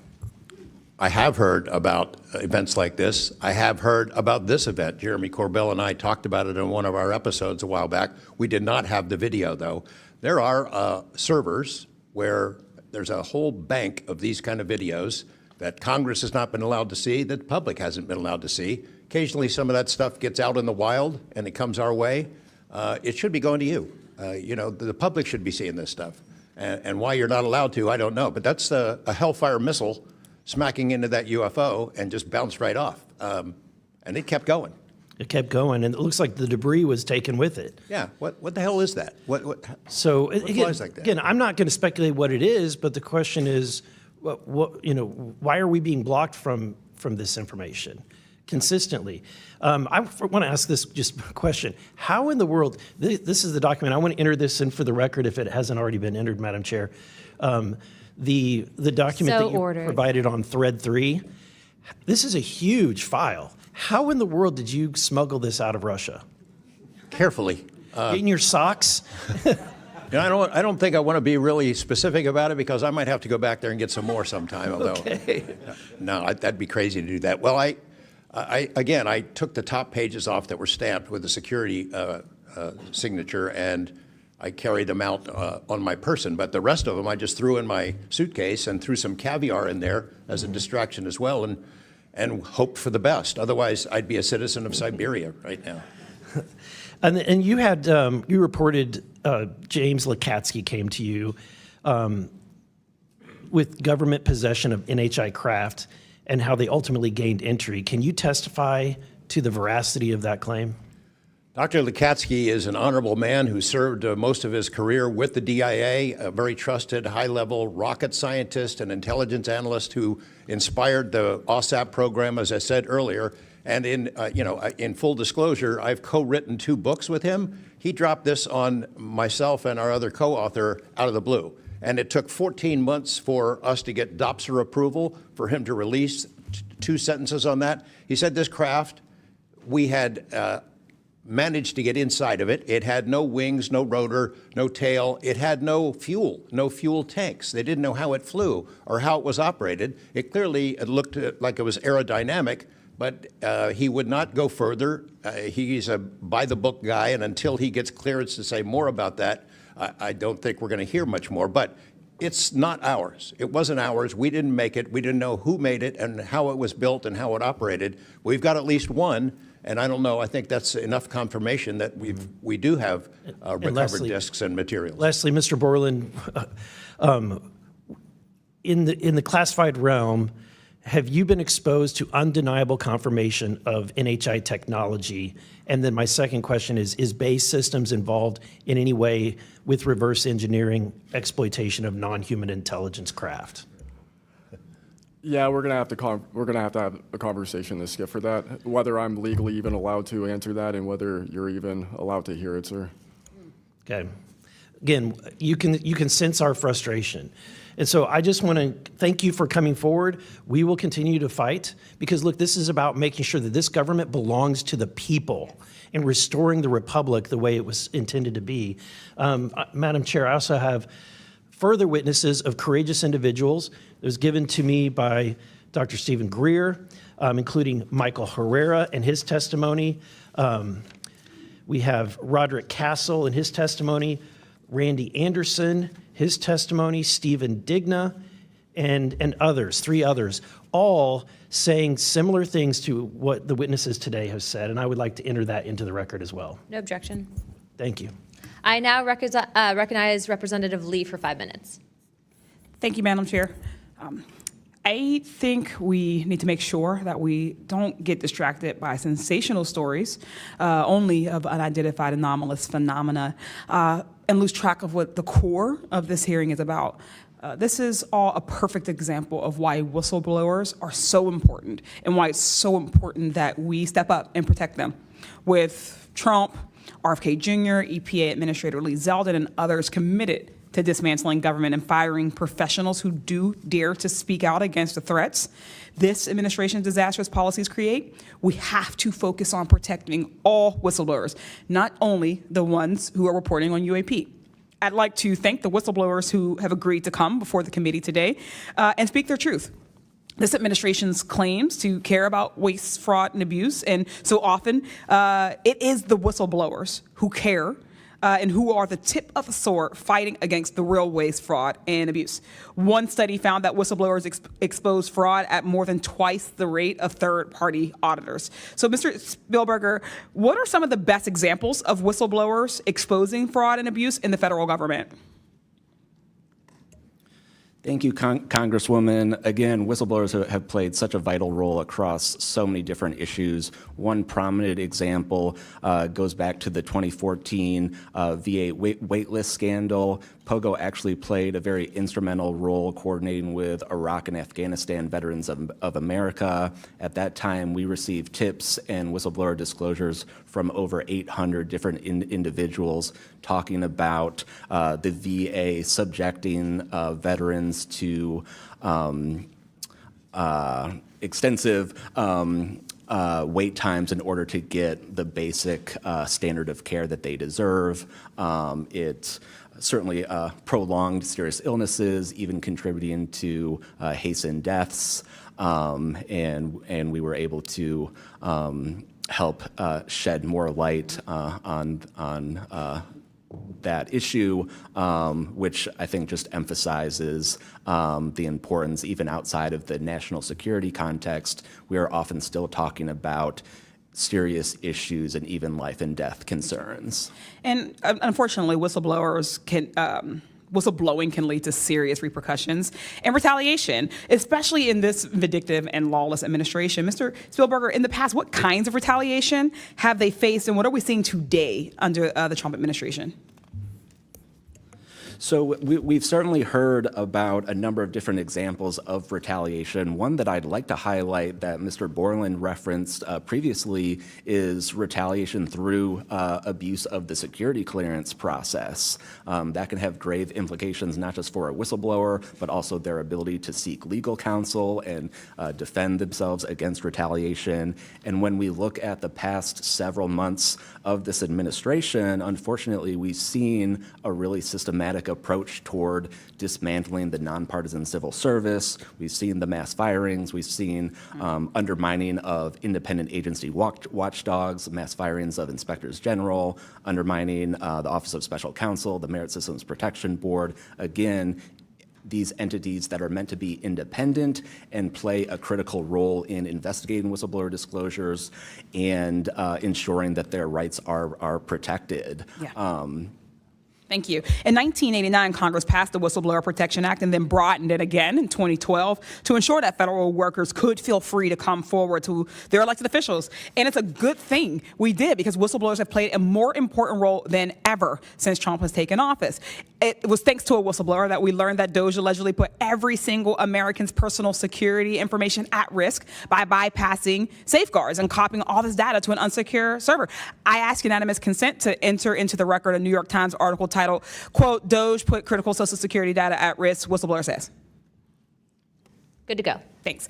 We've had whistleblowers at the National Labor Relations Board reveal that DOJ minions may have shipped case files outside of the agency, possibly to help then co-president Elon Musk continue to exploit his workers. And last week, whistleblowers at the National Institute of Health came forward to say that RFK Jr.'s vaccine misinformation campaign had pervaded even the highest levels of the agency. Typically, whistleblowers have an inspector general they can rely on to investigate their claims and register issues with agency leadership. But President Trump has fired or demoted over 20 inspectors general. If I may ask one more question, Mr. Spielberger, can you explain how eroding the independence and capabilities of inspectors general further endanger these whistleblowers? Absolutely. So again, whistleblowers already face incredibly great challenges in coming forward under normal circumstances. And when we erode these entities that are expected and required to enforce whistleblower protections, fairly investigate their disclosures, it calls into question the integrity of their investigations and findings, whether they'll take whistleblowers seriously when they come forward, and whether we can trust that they will use their authority to enforce the protections of whistleblowers who do come forward, essentially whether they will continue in their role as an independent watchdog or basically become a lapdog for a current or future president. Thank you. And I will take no more liberties. I yield back. Thank you. I now recognize Mr. Crane for 5 minutes. Thank you, Ms. Chairwoman, for holding this hearing. Thank you to the witnesses for appearing. In the effort of transparency here, I got to admit to the witnesses that, growing up, I really never believed in UFOs or any of this stuff. I always thought it was a little kooky and whatnot. But, after hearing, your testimony from honorable service members, watching videos like my colleague, Mr. Burlison, just presented, I got to admit, I've become a believer. Not that I know where these things come from or, what they really are up to, but I'd like to start with asking the witnesses. Mr. Nucatelli, you were in the Air Force, right? Yes. Did you believe in UFOs prior to your encounter? I've always been interested. Okay. Yes. Chief Wiggins, you're currently in the Navy, is that correct? Correct. Did you believe in UFOs before your encounter? I did. I'm from Las Vegas, and I've watched George Knapp my whole life. Okay. What about you, Mr. Borland? I have always been open to where facts go, so. Were you guys scared or hesitant to come forward and tell your story because of fear and believing that you might be reprimanded or ostracized from society because of your stories? Mr. Nuccetelli? Yes, absolutely. I probably would not have come forward if I didn't have documentation to prove some of my story, and I also wouldn't have come forward without the people that paved the way for us in, the first congressional hearing. So, Chief, what about you? Once I got the okay from the Navy from top down, that gave me a level of relief. Prior to that, I didn't have any thought left or right of that, but thank the Navy to give me the go-ahead, and that gave me the relief that I would not have any level of reprisal or anything happen to me. Mr. Borland, how about you? Absolutely. I mean, after I went through everything, it was pretty clear that I caused a major issue in the executive branch, so I did what I was supposed to do, and that's why I haven't spoken publicly. That's why I'm happy to be here. This is how I wanted this to be done in regards to me. Mr. Borland, why do you think that you faced reprimand and discipline for your effort to come forward and be transparent about what you saw? About what I saw is the reason why I got into what I know and has been disclosed to Aero and the IG. And I think that information, well, it was labeled an extremely sensitive national security issue. Thank you. Mr. Knapp, I've watched many of your videos on Joe Rogan and other places. One of the big questions, I think, for many of us is why do you believe that the federal government refuses to be transparent about this issue? I think there's probably multiple reasons. At the start, when these things first started invading our skies in large numbers, we were scared. It was right after World War II, and we didn't know what they were, and they didn't want to panic the public, and that was probably a good call. Over time, I think the lying sort of became institutionalized, Flights over Washington, D.C. in 1952, they're seen, they're captured on radar, jets are chased after these objects, and then we get an explanation it was a temperature inversion. And those kind of lies have been told for a long time. What was told to me by an investigator from Congress, a guy named Richard D'Amato, who was sent after this story by Robert Byrd and Harry Reid, he came out to Nevada, tried to get into Area 51, did get in there, looked around, talked to people, trying to get to the bottom of it. He believed that this program, reverse engineering, et cetera, was had been moved inside these corporations. And he said, when this comes out, people are going to go to prison. And he meant people who were basically misusing legitimate national security funds, tens of billions of dollars, in order to keep this cover-up going. I also believe there's a legitimate reason for the cover-up in that there is undeniable connection of national security involved in this technology. If we are racing for it to master that technology against the Russians and the Chinese, which is what I have been told by Senator Reid and many others, then it is a race that's critical to our survival. There could be a form of disclosure, I think. Yes, it's real, it's from somewhere else, without revealing all the details that would allow someone else to have an advantage in the race for this technology. Thank you. Finally, I'd like to enter into the testimony a letter I sent to the DOD regarding the case of Major David Charles Grush, a UAP whistleblower who's been extremely helpful to this committee. Unfortunately, due to his participation in the disclosure of UAP, he suffered reprisal like the removal of his clearance, denial of promotion, and loss of medical retirement. I wrote the DOD on July 24th, 2025, on behalf of Major Grush, and I'm still waiting for a reply. I appreciate any help the committee can offer to get a response. Thank you. I yield back. Without objection, we'll be following up with the DOD after this hearing. Thank you, Representative Crane. I'd next like to recognize Representative Gill for 5 minutes. Thank you, Chairwoman Luna, for holding this hearing, and I'd like to yield a minute of my time to you. Perfect. My first question is to Mr. Knapp. Mr. Knapp, how do we know that the files that you obtained from the former Soviet government are not BS and just given to you as a disinformation campaign against the U.S. government? Yeah, it's a good question. So I shared some of them with the Senate Intelligence Committee when I first got back because that was requested by the Russians, who shared some of that information with me. Secondly, I gave all of that material to the DIA through BASS, the OSAP program. Sorry for the acronyms. Can you name names real quick? Sorry. At BASS or OSAP? Who did you give them to directly? I gave them to Robert Bigelow and to Jim Lukatsky. And they hired a whole team to go through them and retranslate them and analyze it, and they created a structure of how the UFO programs in the USSR and Russia were put together. They said they were real. The other person who said they were real is David Grush. Noted, thank you. Representative Gill. Yep. And thank you. I'd like to yield the remainder of my time to Eric Burlison. Thank you, Representative Gill. Mr. Wiggins, Chief Wiggins, in your view, what mechanisms such as internal protocols, witness debriefings, or cross-agency documentation should be better established in order to ensure that such a credible sighting like the one that you have given are preserved and made available to oversight bodies like this? Thank you, sir. As a active duty Navy member, our mission is to carry out the ship's mission or the command's mission.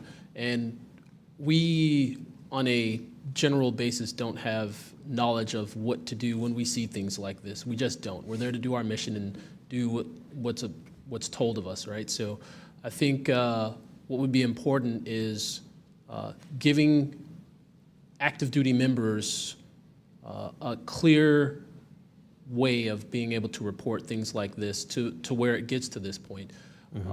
And ensuring that we have a standard level of understanding that there wouldn't be any level of reprisal or anything happening.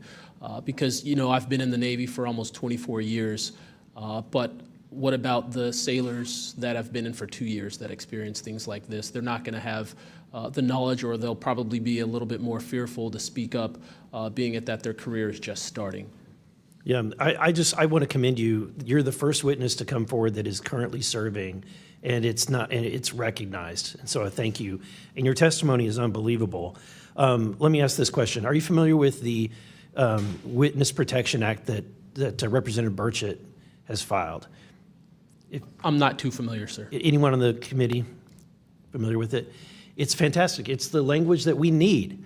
It's language that will protect whistleblowers from any kind of reprisal, and yet it's again and again blocked by this body in some way. Many a times it's being blocked not by elected officials but by staff behind the scenes. And the other bill, the UAP Disclosure Act, which was filed last year, Senator Schumer, who I cannot believe that there's a topic that he and I agree on, but he and I agree on this topic. He has sponsored it in the Senate. He put it on the National Defense Authorization Act last year. Remarkably, I can't get it on it was stripped out by the House last year, and I can't get it onto the bill leaving the House this year. Mr. Knapp, how far would that bill go to actually getting the answers that we need? Pretty far. I think that they're still going to have roadblocks. You know, the keepers of the secrets, the private companies that have been doing this job for intelligence agencies for a long time, are not going to cough it up. You'd have to force it out of them. And whether you can get them to admit that they have it or not, I mean, they're supposed to lie about it. They've been lying about it. More power to you. I hope it works. I hope it passes this time. But it's a daunting challenge to get them to open up after lying about it for more than 75 years. Yeah. And then finally, Mr. Borland, when you engaged with Arrow in 2023, you noted that their public statements did not match the reality that you and others had witnessed. In your assessment, what were the key limitations of Arrow? You know, I would put it to you this way. The statement Arrow has made is scientific evidence of extraterrestrials. Scientific evidence requires a scientific control. Extraterrestrial is an entity on another planet. The only way to scientifically prove extraterrestrial is we have to go to that planet, acquire technology, bring it back, and compare it to what we have here. So you're saying they won't let anything out or they won't come forward unless they confirm that unless they go to the planet and confirm where its origin is? That would be scientific evidence, yes. And by that statement, Arrow found no scientific evidence of extraterrestrials is basically, I don't want to call it a psyop, but a misrepresentation, because we do have things. But making that statement is not technically a lie. It's a misrepresentation of the full truth. Thank you. Madam Chair, may I, just since we're on that topic real quick, how do we get to these other planets? How do we pass the Van Allen radiation belt safely? Good question for you. I cannot answer that for you. I would now like to recognize Mr. Perry for 5 minutes. Thanks, Madam Chair. I think I'll start with maybe Mr. Borland. So you have a clearance, right? You're in uniform, you have a clearance. When did you leave service? What year? I left in 2013, February 2013. Who was the president, if you recall? 2013 would have been President Obama, sir. Wasn't President Trump, right? No, sir. Okay, so you have a clearance, right? You're serving in uniform, you have a clearance. Yes, Your sir. story, I think many of us are kind of picturing the scene. You walk out in the flight line, having a smoke, this event occurs. Do you have the perception, at least I do, based on your story, that this involves the U.S. government? Whatever you saw involves the U.S. government. That is 100% my opinion then and now. And was there an after action? Do you do a daily debrief of the activities of the day? Was any of that recorded? Was there a conversation with the command? Was there any documentation that you know of at the time? Not to my knowledge. I mean, like I said, I talked about it in on the ops floor, and a couple of people had pulled me aside, some older enlisted, and were like, you probably want to keep that to yourself. So did you get the impression that they knew what you were talking about, just didn't want you to harm your career or seem crazy, or that they didn't really witness? Did you know anybody else that witnessed what you saw? Again, not that night. Like I said, the only people that would have been out there would have been security forces, and then those of us that were doing ops. Security forces in uniform or contract? Probably both. Did you talk to them? Did anybody talk to them in an after action? Not to my knowledge, sir. Was there any interest in the command to determine and verify what you saw? Not to my knowledge, sir. It's unfortunate. Chief Wiggins, thank you for your service. Gentlemen, thanks all of you for your courage to be here. Your story's a little bit different. Sounds like it, well, for both of you guys, and also Mr. Nucatelli, if this were sanctioned by the U.S. government, even though you have a clearance, but it's classified above the clearance level, do you see any reason why they would allow you access, being present, viewing it, hearing it, being around it? Like, what is this, an accident? Like, does the U.S. government make these kind of accidents? They make accidents, mistakes like this? Like, we're doing this test of this new system, and we forgot these guys were standing here. Does that sound like something that the U.S. government would do? No, sir. Some of the launches we were doing were like $5 billion projects that had taken like 10 years to develop the technology. And these objects were coming right up to the launch pad. So any kind of mistake, I mean, it could cause a catastrophe. Right. So it's very confusing why these objects would be operating in and around our bases or during training exercises. So it would lend you to believe that the U.S. government had nothing to do with whatever it is you saw. Correct. They wouldn't want it there because it would potentially interrupt the proceedings at the time. Was there an after action? Was there a discussion by your command was there an investigation? It's pretty significant activities that you were involved in. Was there an investigation that you know of? We conducted investigations in real time. Right. And we document all the evidence, but as far as anything from higher up, I don't know if there was an investigation done. No information came down on what we should do. Were you ever to mitigate. interviewed at someone else's request? About that incident? Yeah, about the incident. I don't believe so. Do you think you find that odd? If something happens, you're around multi-million, maybe billion-dollar operations and launches of national security interests, very sensitive. There's an anomaly in the operation. The only person witnessed it, saw a UAP at Vandenberg at that time frame, that was interviewed was the one that witnessed the thing land. Why wouldn't, well, I don't know why I'm asking you, but it seems to me that we would want to interview everybody associated, even not associated, to find out if they were associated. Chief Wiggins, how about you? Was there an investigation? Was there an after action? Was there documentation on the incident that you were privy to? No, sir, not that I know of. And in my previous experience as an operations specialist, all operations that I've been a part of have been deliberate. So Yeah. they're And deliberate operations, after the operations, you conduct an after-action review, or that's what the Army calls it. I don't know what I imagine the Navy has something similar to determine your weaknesses, your successes. Do you do that in regard to this incident? No, sir. The Navy calls it after-action reports, and not to my knowledge was there an after-action report of this incident, sir. It's unfortunate. Thank you, Chair. I yield. I now recognize Mr. Biggs for 5 minutes. Thank you, Madam Chair. Thank you to the witnesses for being here today. I'll tell you that today's testimony should alarm every American, no matter their views on UAPs. This isn't simply about UAPs. It's about government integrity, responsible use of taxpayer funds, and Congress's constitutional duty to oversee the executive branch. I've heard evidence of critical information hidden in special access programs, off limits to virtually every elected representative, and certainly to the public. Credible witnesses report retaliation for speaking out. These are clear attempts to silence those who are exposing the truth. We must protect the whistleblowers. And decades of government disinformation have eviscerated public trust. So this isn't a partisan matter. It's a constitutional matter. And when you talk about the VAs, Mr. Spielberger, and all the problems that they had, the hub of that was Phoenix. And they went after the whistleblowers there.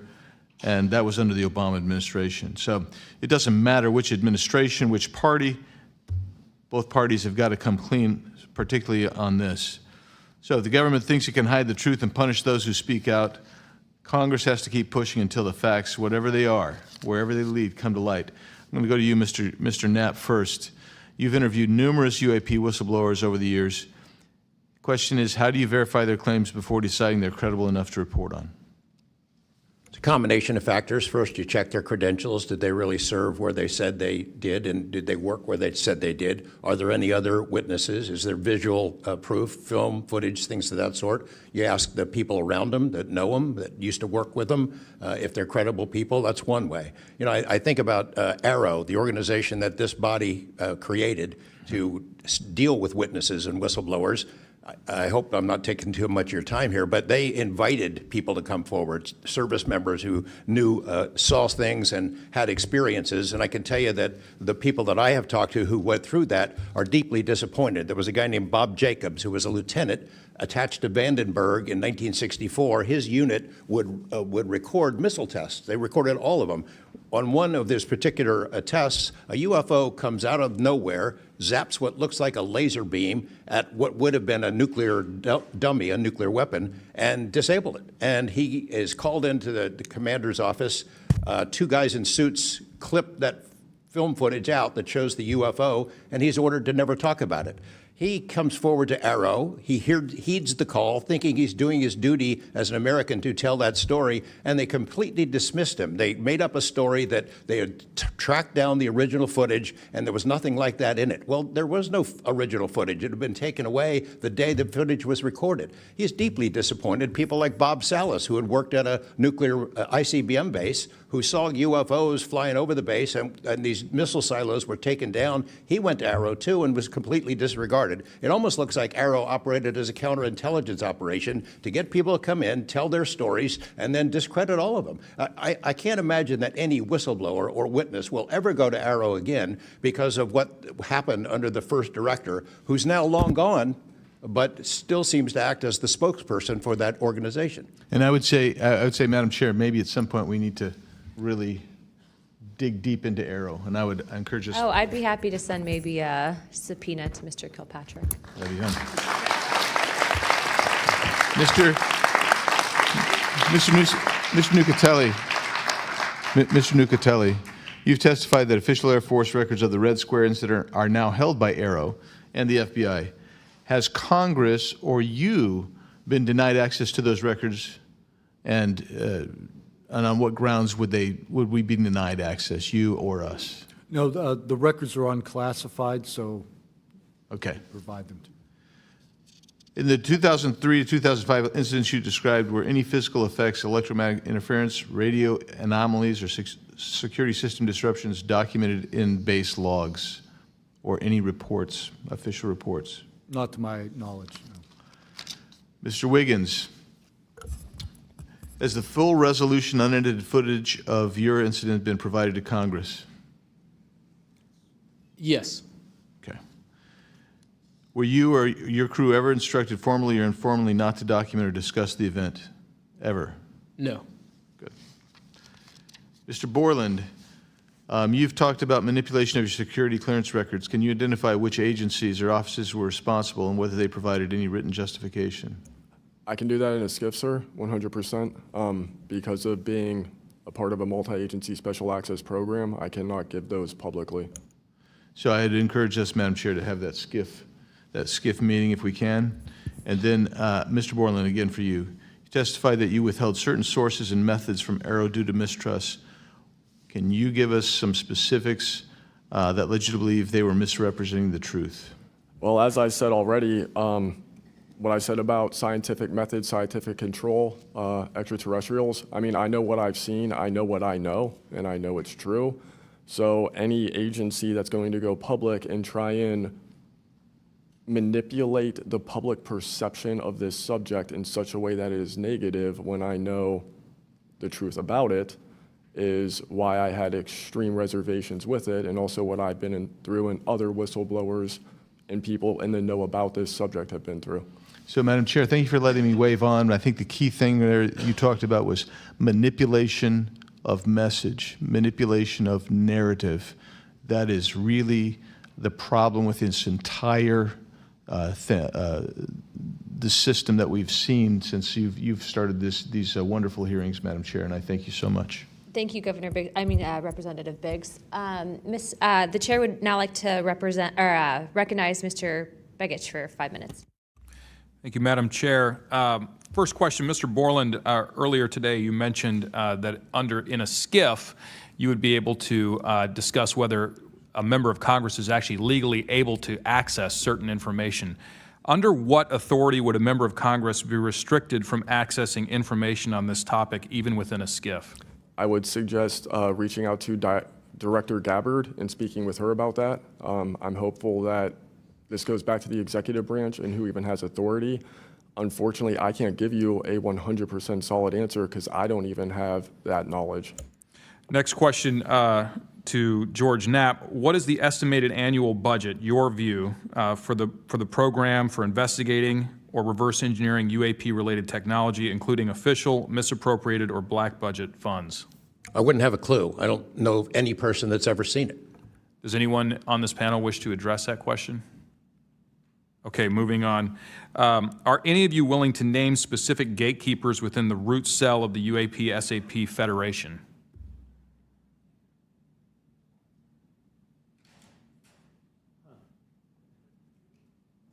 You mean specific people and contractors that have dealt with this and kept it secret? Specific individuals.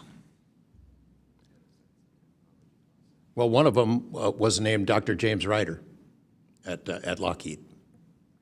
But, you know, again, to emphasize, I don't fault these contractors for doing what they were asked to do by our government.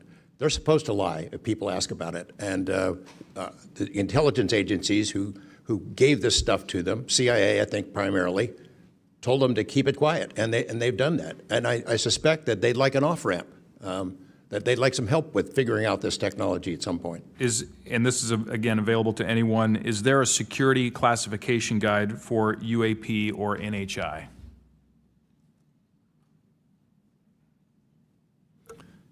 I remember in the 2003 or 2023 hearing, it was stated that all UAP-related material is classified secret or above.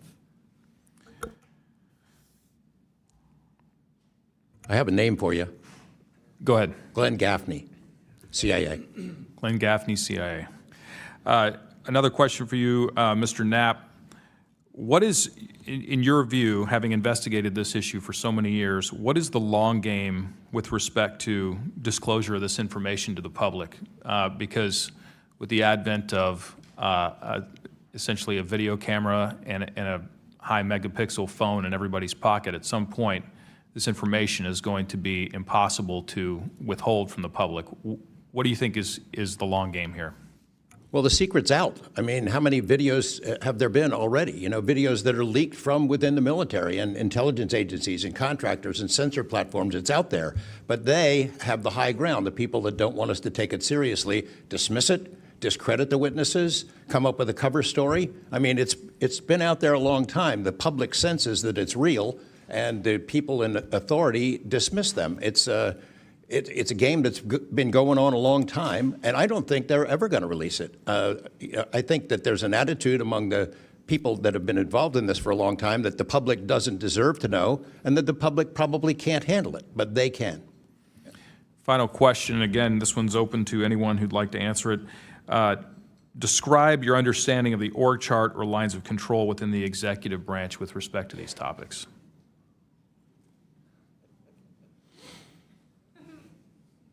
And if you'd like to address that in a skiff, feel free to say so. That could work as long as I'm legally allowed to and you are legally allowed to receive it. I think these programs are in the executive branch, National Security Council and over on that side. That seems to be what some of our witnesses have told us over the years. So you can, Congress can file all kinds of requests. The FOIAs can be filed with the Department of Defense, Department of War now, and they can honestly say, well, we don't have it, because they don't have it. Thank you. Is there anything in my remaining 30 seconds that you'd like to share on any of these questions that I've asked you today? I applaud the committee for trying to tackle this monster of an issue. I really appreciate that it might be the only bipartisan issue in Washington where everybody can agree. We've watched multiple hearings now. Everyone is asking the same kind of questions, whether right or left, and honestly want the answers. And Chairman Luna, Chairwoman Luna, I appreciate your dedication to this, Tim Burchett and the other members, for sticking with it, because it's come up in Congress before, and they had hearings, and then they dropped it for 50 years. So it's going to take a lot of time to get to the bottom of this, and I applaud your commitment to getting to the truth. Thank you, Mr. Knapp. Pursuant to Committee Rule 9C. Madam Chair, can I ask a parliamentary question of you? Yeah, sure. Does this subcommittee have the authority to do subpoenas? Task force. So the task force, to answer that question, has to do it through full committee. Okay. So, and also in regards to immunity, which to Mr. Borland's point, we are going to be doing a motion to ask for immunity for you and a few other people to come into a skiff and tell us what you know without being subject to the Espionage Act, et cetera. Thank you, ma'am. So that's just kind of an update. But as a task force, because we are not a full subcommittee and there are certain authorities that haven't been granted to us, probably because they don't want us to have it. But there are ways to work around it, so we're kind of figuring that out. Pursuant to Committee Rule 9C, the majority and minority will have an additional 30 minutes each to ask questions of the witnesses without objection. So ordered. With that being said, if you guys want to jump in the queue, I know Representative Crane, Burlison, and likely Burchett have a few more questions. I'll just start out with two, and then I'll pass the buck to Burlison. Burchett, do you have anything? Burchett and then Crane. Just real quick, Mr. Knapp, and short answers, please, because of time. How much of these alleged Russian crash retrieval documents have already been physically out there? So, I mean, percentage-wise of the documents that you submitted to Congress, what was public already and what was not newly released? Maybe 1%. Okay, so the rest of it should be predominantly new information.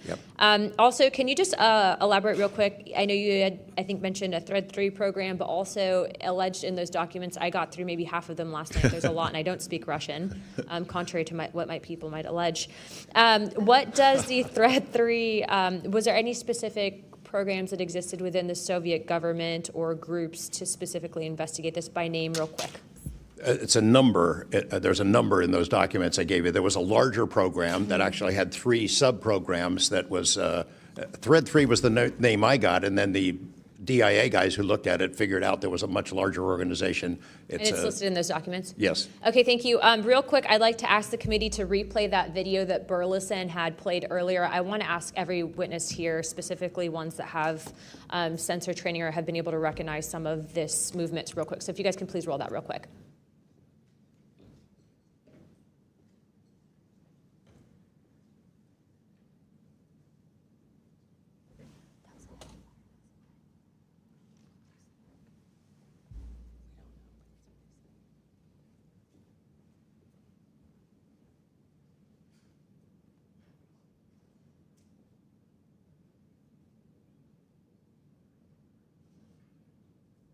Okay, while this is still rolling, Mr. Nucatelli, real quick yes or no answers. Are you aware of anything in the government, United States government arsenal that can split a Hellfire missile like this? No. And do whatever blob thing it did and then keep going? Nothing? Nothing. All right, how about you, Chief Wiggins?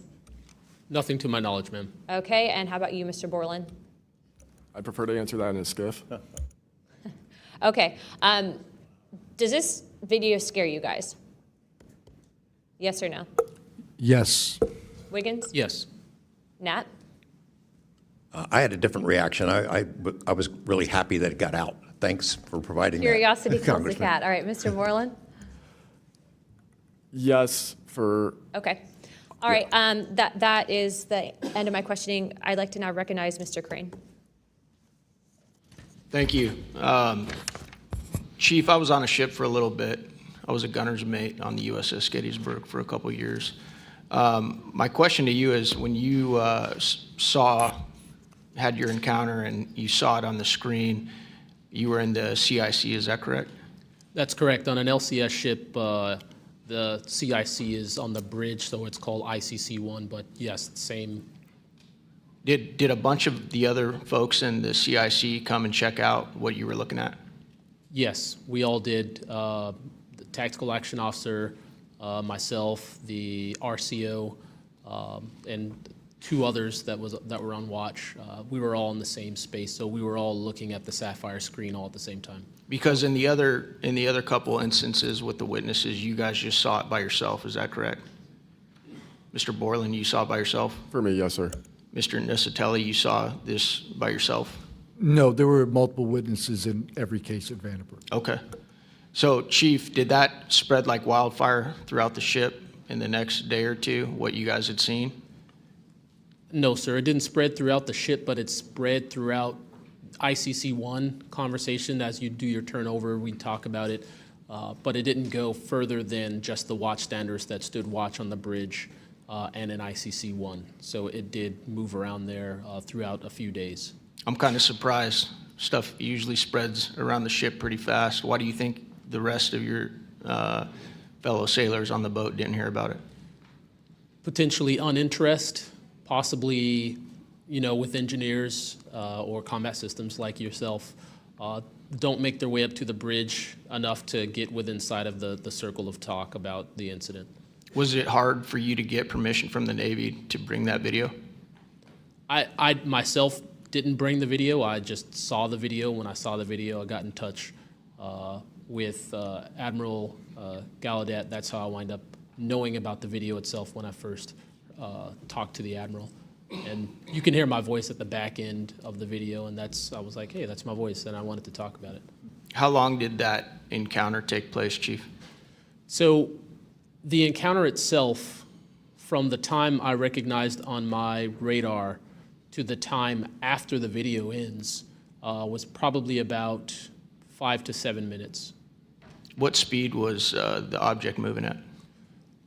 When I first witnessed off the port bridge wing the object moving out of the water, what I thought was originally just a light on the water, something on the horizon, and surfacing and going into the air, I then knew it was an air contact. But as an air controller myself, I started thinking and going through kind of like my checklist in my mind. Could it be a helo? But it's not blinking lights. So I then realized this is something I've never seen before. So the speed itself, just going from the horizon to about maybe 3,000 to 4,000 feet in the air, was very slow, slowly rising. And then it sped up. I'm not an expert at knowing specific speeds of aircraft just by visual eye, but I would say probably 1-2 Mach instantly into the rest of the formation. I didn't notice visually with my own eyes the other 3 objects until I went back to my radar and also utilized Sapphire to see that, in fact, there were 4 total. And then again, when they all left after a certain amount of time, it was nearly instantaneous. So you spotted it visually first, Chief, and then went back to your radar, or did you guys spot it on radar first? Radar first, because that was my watch station, And then you went out to the port bridge wing, is that correct? correct, to verify what I saw on my radar. What range was it at, Chief, when you were able to see it visibly? I would say about 7 nautical miles, 7 to 8 nautical miles of a light from the ship. Wow. Thank you. I yield back. I now recognize Mr. Burlison. Thank you, Madam Chair. Mr. Chief Wiggins, you said that it emerged from the ocean. Is that right? Yes, sir. And before it did, it was glowing. It was a glowing object under the water. That part I couldn't tell because it was nighttime at 1915 approximately, and it was also at a distance. So it's very hard to tell the difference between something on the horizon and something surfacing from the water. My personal thoughts after seeing what I saw is that it did in fact come from the water, but I don't have visual evidence showing exactly, that it did in fact come from the water. But I had to go through my process of elimination and try to figure out, was this a ship on the horizon just showing its lights at night, but to see it surface, then it made me question, okay, where did this come from? If it's flying and it's not a drone or anything like that, where was its origin? Where did it start? Mr. Knapp, in your testimony and in this document, you detail an event that happened in Russia where their nuclear missiles were activated, and we were close to a World War III at that time, which is startling to hear. It's also good to know that as we have investigated the JFK files as well, that we're learning that that there was a document that was sent between Russia. There was an agreement between Russia and the United States that if they were to see some unidentified objects over sensitive sites, that they would report it to each other. Are you familiar with that document? Yes, I'm also familiar with the rhetoric, public rhetoric between President Reagan and Gorbachev at the time, too, that they traded statements about, wouldn't it be something if we were threatened by something from way outside, how we might work together. I know for sure that they had conversations about it, and I know we did reach an agreement to try to lessen the possibility that us detecting a UFO or group of UFOs would not be mistaken for a bunch of Russian missiles. There were exchanges of that sort that went back and forth. Yeah, and I can imagine this is, to me, the validity of this document is underscored by the fact that Russia would not want this to be known. They absolutely would not want to know, the public to know, or the United States to know, that there was a vulnerability in their missile systems. Would you agree? Absolutely. And, and we had many similar incidents at our nuclear weapons facilities here that have all been sort of swept under the rug, but it's pretty scary when you take down 10 missile silos during tense times and you don't have a better explanation for it than it was a special test of security mechanisms or using EMPs, which is a preposterous explanation. Real quick, we're going to cut to Mr. Ogles. He just got back. So we're in a special kind of lightning round, so 5 minutes, and then we'll go back to our line of questioning. Thank you, Madam Chair. At this point, I think it's clear from the hearing that there's advanced technologies that are taking place in our airspace. The question is, and I posed it in one of the previous hearings, is it ours, is it theirs, or is it otherworldly?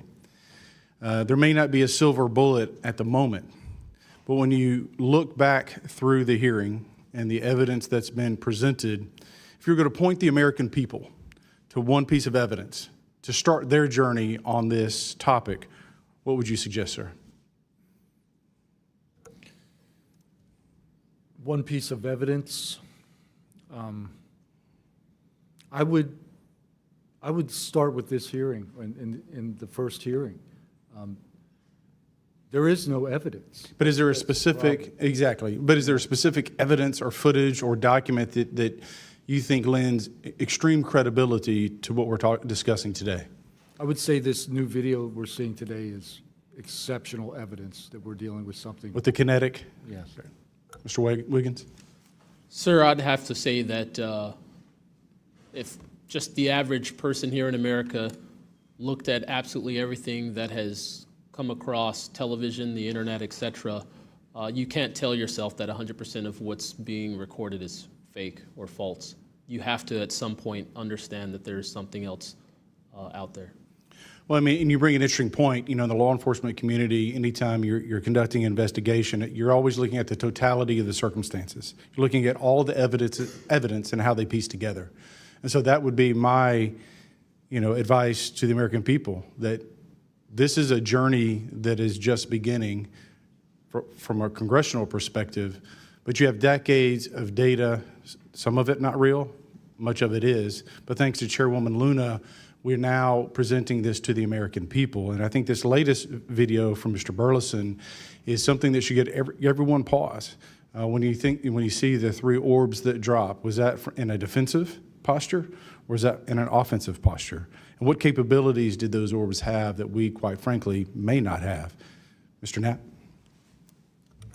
As I mentioned at the beginning of my remarks, what hooked me on the story was the paper trail, these documents that shouldn't exist. We've been told for decades, over and over, there's nothing to it. It's not a threat. You can go about your business. And then when FOIA becomes the law of the land, thousands of pages to the contrary leak out. There's a memo by General Nathan Twining in 1947 when the country was being overflown by dozens of UFOs, hundreds of UFOs, in which he said, look, this is not visionary or fictitious, it's real. These things are craft. They're not ours. They outperform anything we've got. I mean, if you follow the paper trail of documents that they wrote before the military got wise and realized that FOIA really exists and changed their tune and not put things in writing, it spells it out pretty clearly. I'll go refer back to Russia. One incident I did not mention to Representative Burlison is Colonel Sokolov in that Ministry of Defense program said there were 40 incidents where Russian warplanes were sent to intercept UFOs. And they were ordered to fire on them. And for the most part, the UFOs would zip away. 3 of the pilots, though, did fire at these things. Those 3 planes stalled out, crashed. 2 of those pilots died. And after that, the Russians changed the standing order. If you see a UFO, leave them alone. No country in the world wants to say and admit that these objects are flying around in our airspace and there's nothing we can do about it. I mean, who wants to say that? The U.S. certainly doesn't, and the Russians didn't either. And I've got to be almost out of time, but Mr. Burland, then you, sir, real quickly. Yeah, to be honest with you, I think Bob Lazar, and not for the reasons that most would talk about, mainly because Bob Lazar was immediately discredited. They said he never worked where he worked. They said he never did what he did. But yet Bob Lazar showed up with a bunch of friends and a video camera and was filming these test flights in the middle of the desert. So clearly he knew something. Madam Chairman, if I'm out of time, I yield back. Thank you very much, Representative Ogles. I'd like to go back now on our lightning round of questioning to Representative Burchett and then Burlison. Burchett, always number 1. That's what I should be. Number 1 in your heart, number 435 on the chart. That's me. Dylan, knowing you testified to Arrow, are they obfuscating when they claim to have discovered no evidence of extraterrestrial beings, activity, or technology, and are they lying to the American public? As I said before, it's a manipulation of the public perception. The statement, scientific evidence of extraterrestrials, is a true statement. It is not the truth about what is happening and what we have. Would any of y'all like to comment on that further? Mr. Knapp, you're getting edgy. It's splitting hairs. No proof that they're extraterrestrials. What would that proof look like? A piece of kryptonite? What would it be? I mean, we could be talking about different forms of non-human intelligence. I think the dominant paradigm is that they come from outer space, somewhere else, and they have some way that they can cross those vast distances that we can't even imagine doing. But that's not necessarily the answer. So asking for proof of extraterrestrials might not be the answer at all. It's splitting hairs. We don't know where they're from. I don't know anyone who knows the answer for sure. They call them aliens just as a placekeeper kind of a word, but no one in all these programs who've studied this stuff for years, people with much bigger brains than mine, knows the answer for sure. I've talked to Navy folks that some of the deep sea areas, they think there might be something there that they're here, and I don't know when they got here. Another point that needs to be made is every time, we say we're going to back engineer or whatever you want to call it, these craft. I always say, like, it'd be like if you took I ride motorcycles, but if you took like an Indian or a Harley to the people that came over here on the Mayflower, you know, they'd see a bright, shiny object. They might polish it. You know, they might get it started. I doubt they could. They couldn't work on it. They couldn't put fuel. They wouldn't be able to have the capability of putting fuel in it.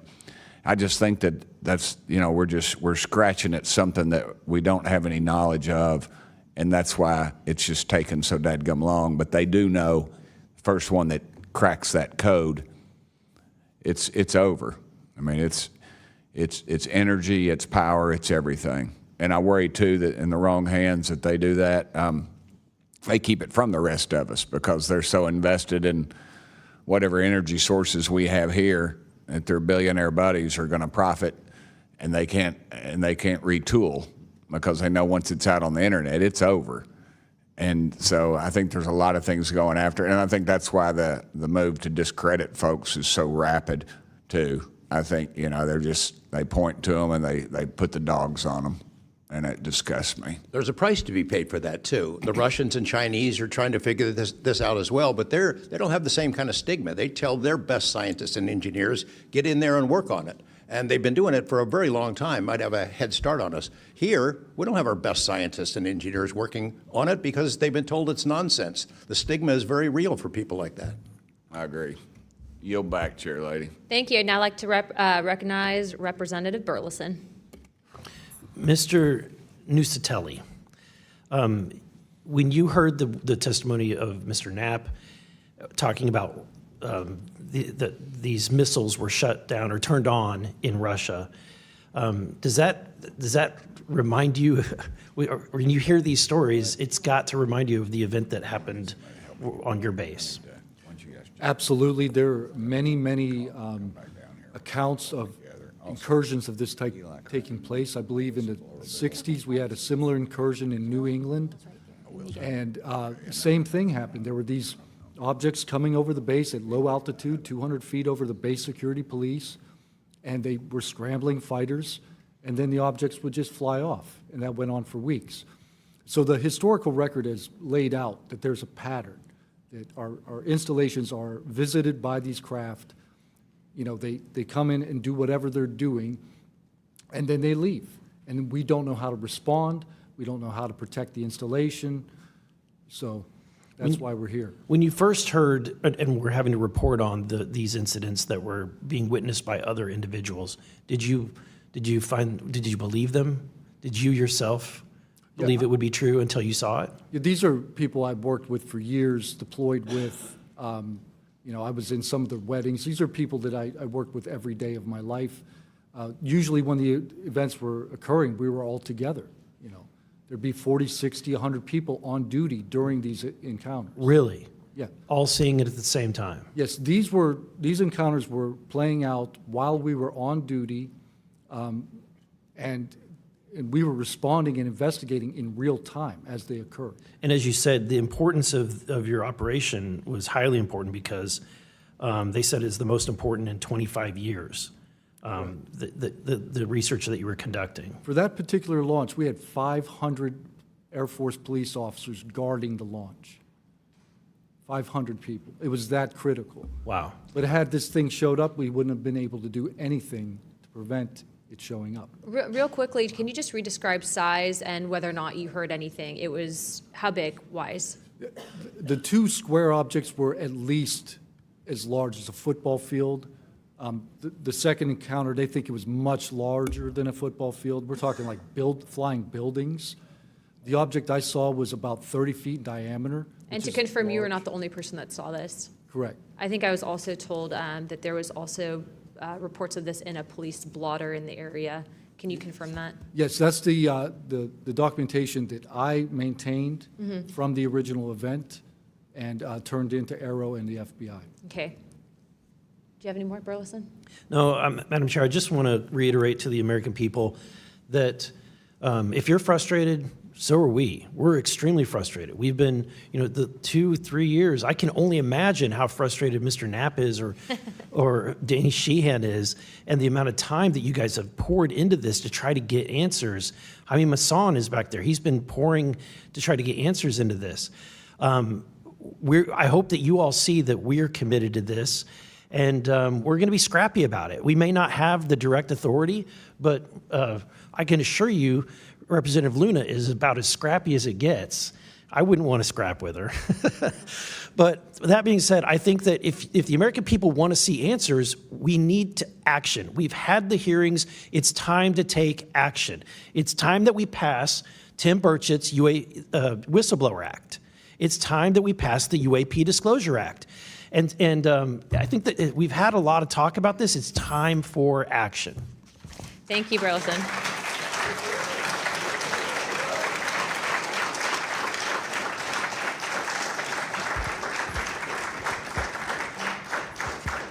I would now like to yield 30 minutes to Representative Crockett. I'll reserve. Thank you.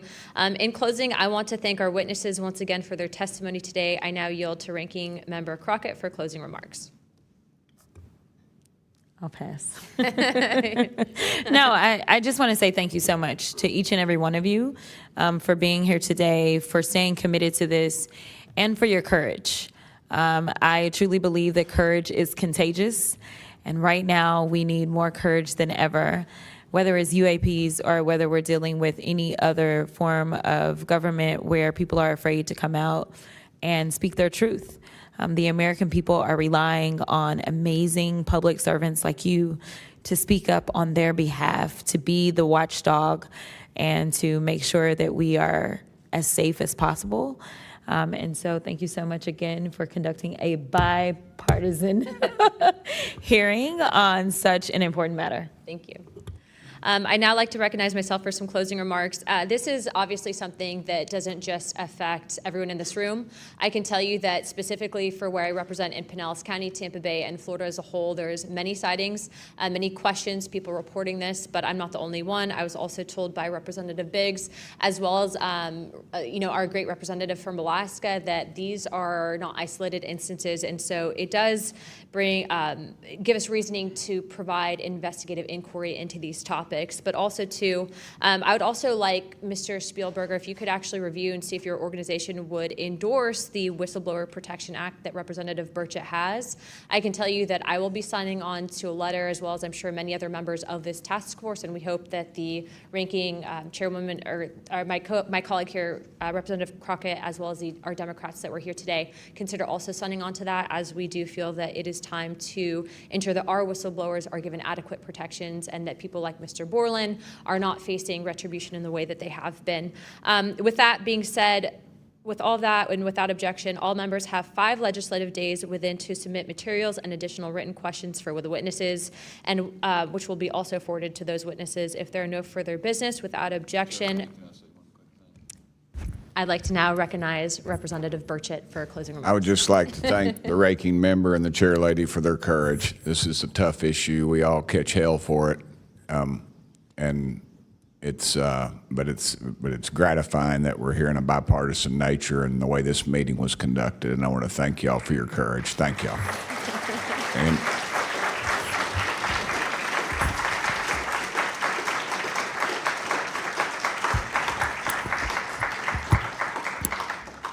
without objection, the task force stands adjourned.